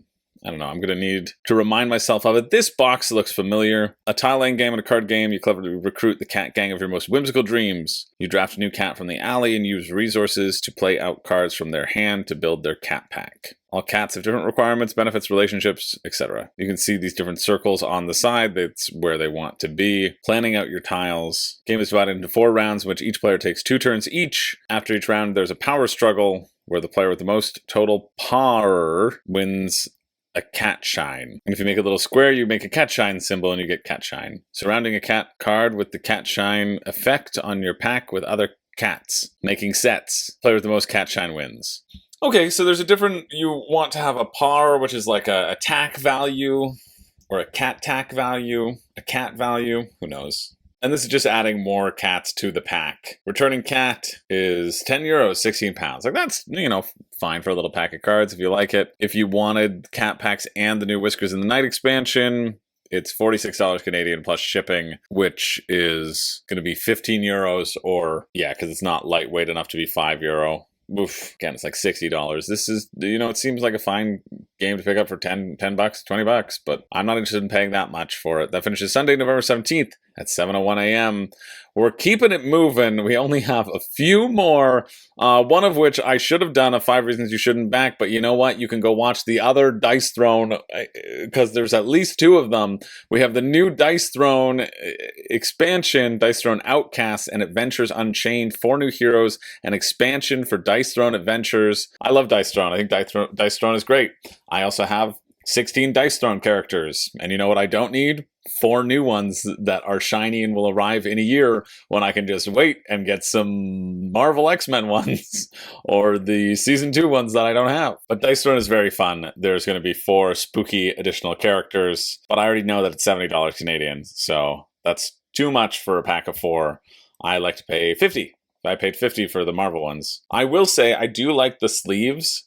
There are, and this is a wild thing coming from me, I know, I don't like sleeves at all, but the sleeves have the unique back of the characters, and so it is kind of fun. I got them for Santa and Krampus when Dice Throne hooked me up with that, and it makes me want to play as Santa and Krampus a little bit more because you have that special feeling. One-shot adventures, it's kind of cool. You have a small little map, little mini-map that you run through doing adventures and then killing out bosses for your Dice Throne adventure pack, which is neat. So you get the Outcasts, which are the 4. I think also the benefit of getting it at Kickstarter now is that, the new hero is 50. Okay, yeah, 70 Canadian. There we go. I think the benefit of getting this now is I think in retail versions they're not going to have the nice trays anymore. I'm fairly certain that's correct. And if you play Dice Throne Adventures, you can get a new boss. I've never played Dice Throne Adventures, but I guess I should try it at some point, because I do really like Dice Throne, and maybe I'll enjoy doing a cooperative version. I heard that it was a bit long, and so having a one-shot version might be a nice thing. Gain loot cards and use them right away. Engage in an epic boss finale. That might be nice. And then there was what was the last one with the X-Men? Oh, with Marvel Missions. Right, that's different than Adventures. Missions is definitely different than Adventures. Santa and Krampus, they're fun. And I mean, the new characters look cool. The Raveness, the Pale Lady who turns into a werewolf, the Headless Horseman, and then the Necromancer is one of my favorite classes. I definitely think that the reason why you would purchase this now is because you get the special box. If you're a super collector, if you have everything Dice Throne, you're probably jumping in on this. If you're just sort of middle on Dice Throne, I like these new heroes will exist. I still haven't tried the heroes from Season 2. I still haven't tried the X-Men heroes, right? And so it doesn't make sense for me to spend money on shipping, especially, even though the storage box does look nice. The 4-hero strong box. It's nice to have a storage box. I know people like the strong boxes, but at the end of the day, you'll make do with the same boxes, with different boxes, Shipping rates, Zone 1... The new hero is $7 US for Zone 1, which is the UK and the USA. In Canada, it's Zone 2, it's $12 US for the new heroes. So it'd be like $80 for the new heroes. I imagine I can get them cheaper at retail down the line. So for me, it's not really necessary to purchase this right now. But again, Dice Throne is great. If you haven't played Dice Throne, I highly recommend trying it. I think it's a super fun system, and I've always had a really good time with it whenever I've played it. So if you're interested in that finishes Monday, November 18th at 11 p.m. I just think there's so much out there that this isn't going to be different than the stuff that you could just get at your store right now, you know? And if you're not going out to get it at your store right now, why are you getting it right now? Here on this Kickstarter, you have the opportunity. You really do. You can go out, you can get a 2-pack and see how you do. Yeah, let's move on to one that I am excited about checking out for sure. This is Shallow Sea. Dive into a multi-layer puzzle board game featuring vibrant marine animals of the Great Barrier Reef. This is by Bad Comet, who made Life of the Amazonia, who made Shaolia, Warring States, who made Wondrous Creatures. I forgot that they did make Wondrous Creatures. I thought Wondrous Creatures looked good, and then I heard Wild Serengeti wasn't that good. So I thought Shaolia looked good, and I've seen Life of the Amazonia now played, and I think that looks like a really fun bag builder. So I think this, I have expectations for, especially because I think Rahdo put Bad Comet on his list of favorite publishers in our 100th R&R show, and said this might have been his favorite one from them. So that's high praise. Unlike typical puzzle games where pieces simply accumulate, the elements in Shallow Sea can activate and deactivate or move, creating exciting combos and thought-provoking dilemmas that keep you on your toes. I didn't even watch the video. I got so excited. Oh yeah, that looks good. That was a good video. I want to know how you draft your tiles or how you get your tiles, but essentially what you're doing is you are taking these tiles and you're putting them face down, and then they'll have a scoring condition on them, and you need to make that pattern around them either with fish or with sea life, essentially. And then you have to flip that over, and then you can get bonuses for the type of tiles that you've created as well. You also then, when you flip them over, you put one fish on them and they live there, and then you can use other seashells to move fish around to activate and complete the requirements like this to have one fish of every color surrounding it. Then you'd flip it over and put one fish on it, leaving the other 3 there to trigger other different combos. You get the rare fish mini expansion, just a bunch of cool little meeples. Yeah, on your turn, choose a combination of fish and a coral sea life. So that's how you draft. You draft a Cascadia style, actually Verdant style, because you get to choose between the two. I think this is going to be a hit. If you like Verdant, if you like Cascadia, maybe more Verdant. This feels maybe more Verdant to it. A very simple idea, but I think the execution of this will be pretty good. Yeah, they got the rulebook as well, but I don't see a real need for it. That felt very clear. I don't really have any questions, but as always, we'll just take a quick glance through there. Oh, like really clear. A really nice graphic too for the rulebook. Nice. Maybe the game end trigger, but I assume it's when your entire board's full, or what you can do if you can't place something, or incomplete stuff. Incomplete sea life, you get points. You don't get points for incomplete coral, though. The game concludes as soon as there are only 4 empty spaces left in each player's ocean, so everybody has the same number of turns. Yeah, how much are you? I know their stuff is a bit expensive. $39.55 Canadian, plus shipping is going to be, shipping's around $14 to the United States, $19 to Canada. It's like $80 to get this game that I would want to pay half of that for, right? There's also an expansion, the Shallow Sea expansion, okay, where you guide your sea turtles around, cool, to Turtle Island. Some additional sea life tiles, additional ecosystem. Well, I muted myself. I hope I haven't been muted for long. In fact, I'm going to go check that right now. Oh, no. That's okay. I didn't have too much left, but I went on a big old tirade about my love for Barony, and I will refrain as we make it through the final moments of this once again. Shallow Sea is a game where I think if you like Cascadia, I think if you like Verdant or Calico, I think it is fighting for its spot on the shelf, and I think you should really take a look at this if you enjoy those games. Now, again, we move on to Barony, the Royal Edition. And I said this, I just recorded this and I didn't record it, but I need to tell you all about Barony. Barony is my number 10 game of all time. The last time I did a ranking, this ranked in at number 10, and I don't see it really changing all that much. I don't see it being dethroned by a lot of things. If you like chess, if you like a 2-player head-to-head tactical game of efficiency and area control, that is Barony. It now has a new edition. They've been talking about getting a new edition for a long time, and they hadn't. And now it is finally out, and I'm so thrilled. People in the comments were like, I'm waiting for you to talk about Barony. Here it is. Go get it. It's returning with a Sorcery and New Heroes expansion, and I think the price is also right. It's 56 Canadian, which I think I got this for 56 Canadian, and it didn't have these 2 expansions in it. The quick breakdown of Barony is this. There's a grid, modular board, you shuffle up the tiles, you throw them out, you choose where you want to start, and then you're going to send your little knights all across the land. You're going to send your knights across the land, and then you're going to say, "Knight, turn yourself into a town," and it's going to burst forth from its chest. A tower and civilization will emerge from it on a particular terrain, and that terrain will give you a number of points. And some terrains are better than others. Mountains, 2 points. Fields, 5 points. You're then going to spend those fields and those points to upgrade yourself and your title and make yourself an even greater lord. And if you do that, get to the number 60, you trigger the end of the game, you win. The other things you can do on your turn is spew forth more knights, move your knights around, and turn your knights into cities or bastions, indefensible, actually completely defensible, impenetrable barriers, or turn your existing towns into ultimate strongholds that you can then spew forth more knights from. If you've played Splendor, it is by the same designer.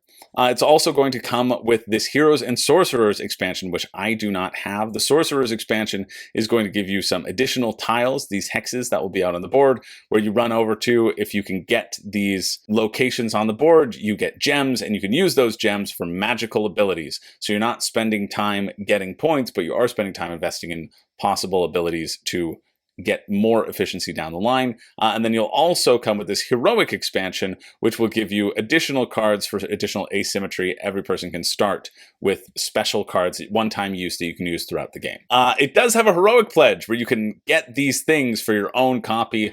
The shipping to Canada is $23, so I'm not paying $33 for 18 cards when I could probably find them and just, make my own at some point. I could find the rules and just play with them myself if I wanted to. I don't feel like I've ever needed the expansions to make my experience great, but I would absolutely love to have them because I think it's awesome. But it'd be very simple for me just to make them on my own. There's not a lot that's would drive me to sell this copy and get a new one, mainly because I like the production quality of this. I like the Meeple shapes a little bit better. They've decided to change the shapes to be knights, to look like chess pieces, because they want to emphasize that chess element to it. That's what they've been saying in the comments. I've been following this for a bit. I think it's absolutely ridiculous that they don't have my review out here. If you want to see a review, I cover it all in my review for Barony, and I give it a very great score because it is in my top 10 games of all time. And I've played a lot of games, and I love this game. I think it is so fun, especially at a 2-player count. And the reason being because in 3-player or 4-player, you can kind of get a little bit of a king-making element because there's area control, and you can attack each other and steal points from each other. And because the margins of efficiency are so thin, I really like that give and take of, on a 2-player, I'm like, okay, I'm going to take you down. I'm going to steal points from you. And me stealing points from you really benefits me, whereas if I steal points from somebody else, maybe you both were going to win. Maybe I was falling behind and I'm eventually king-making, right? I think it's awesome. I think if you're in the US, it's about $10 US, so that's like $50 for this game. Well worth it if you like a head-to-head tactical game. I play this primarily at 2 players. It is, I think, my favorite 2-player game ever, and it should have $1 million. I should have to do a 5 reasons you shouldn't back on it. I really should. It's so good. I'm so happy that they're coming up with a new version. I think they've chosen the wrong art direction again, completely. I remember going to Origins 2022 and I said, "Oh, Barony on the shelf." And he's like, "Oh yeah, that's the only game that no one has ever even picked up. Nobody even picked it up to look at it because they hated the art of this generic medieval fantasy setting." But I don't hate the art. I like my version better than this, which is saying something though, because people hated that version. So maybe people will like this, but I just don't think the art direction in this is very good and will really help things whatsoever. But hey, it's hard to capture the experience well with the art. I think you would maybe need a whole cute animal re-theme if you wanted to go that way, really. That finishes Tuesday, November 19th at 10:02 a.m. And that is all we are going to cover this week. There are a couple other things that might finish on Tuesday, but I'm going to punt them to next week because this is the second time that I recorded this and I do not have time to repeat myself. But I do have time to do a pick for me and a pick for you. The pick for me being the thing that, well, is Barony, and the pick for you being, well, actually, let me get it. It's Barony. But other than that, I'll do a separate pick for me and for you, one that I think I would be the most interested in mechanically, and the thing that I think that if you get, you would regret the least. But before we do that, I'm going to do a little grunt down to remind myself of what everything is all about, starting with Stifling Dark with no rulebook and no gameplay, so a big fat bleh. Yeah, meh, yeah, absolutely not. Yeah, no, yeah, absolutely not. Yeah, nah, meh, yeah. It's only a yeah because I don't want to show enthusiasm because my patrons said, oh, I bought this game and I haven't played it and I should buy it again, and so I can't show enthusiasm. But I think it's going to be a good game. Okay, that's way too much speaking for grunting. Yeah. Oh god. Yeah. Yeah. No. Hello. No. Yeah. And well, we know how we feel about that. But I do have a pick for me and a pick for you. I think it was close. The honorable mention for my pick for me was Earth 2053 Tipping Point, but I think I'm going to have to give it to Estate Raise the Realm. I'm hopeful for the engine building here. I like the simplicity of what you do on your turn with your workers, that you just take cards, you play cards, you activate the cards, or you take resources. The simplicity here feels nice, but I feel like the flow around it and the chaining together will all be dependent on the cards. And I'm just very hopeful that the cards are good enough to withstand the game. And I also want to give it a shout out because it's very low on the funding goal, and I think it's a solid game. And then I thought it was going to be Shallow Sea for the pick for you, but it ends up being, I think, Ruins, Oddland, Vegas Strip, and Money. Now, not the whole bundle, although I do think this is my favorite bundle that BoardGameTables.com, All Play, has done. I don't think you should just jump ahead and get that full bundle. The shipping is going to be good, though, if all four look good. And I think this is the closest, this is the most I've been interested in that bundle. I would say Ruins, though, as the pick for you. I think Ruins for 19, you get that card crafting combo. Feels like a nice, small little game. But all of them do seem pretty decent this time around. And a really nice addition to the small box thing. So if you happen to get a bundle and you get a free small box game later on, might be worth it for you. I don't know. Yeah, so those are the picks for you and the picks for me. Again, remember Barony. I love Barony. Barony. Okay, I'll stop. Thank you so much for watching. My name is Chris George. I don't have a catchphrase.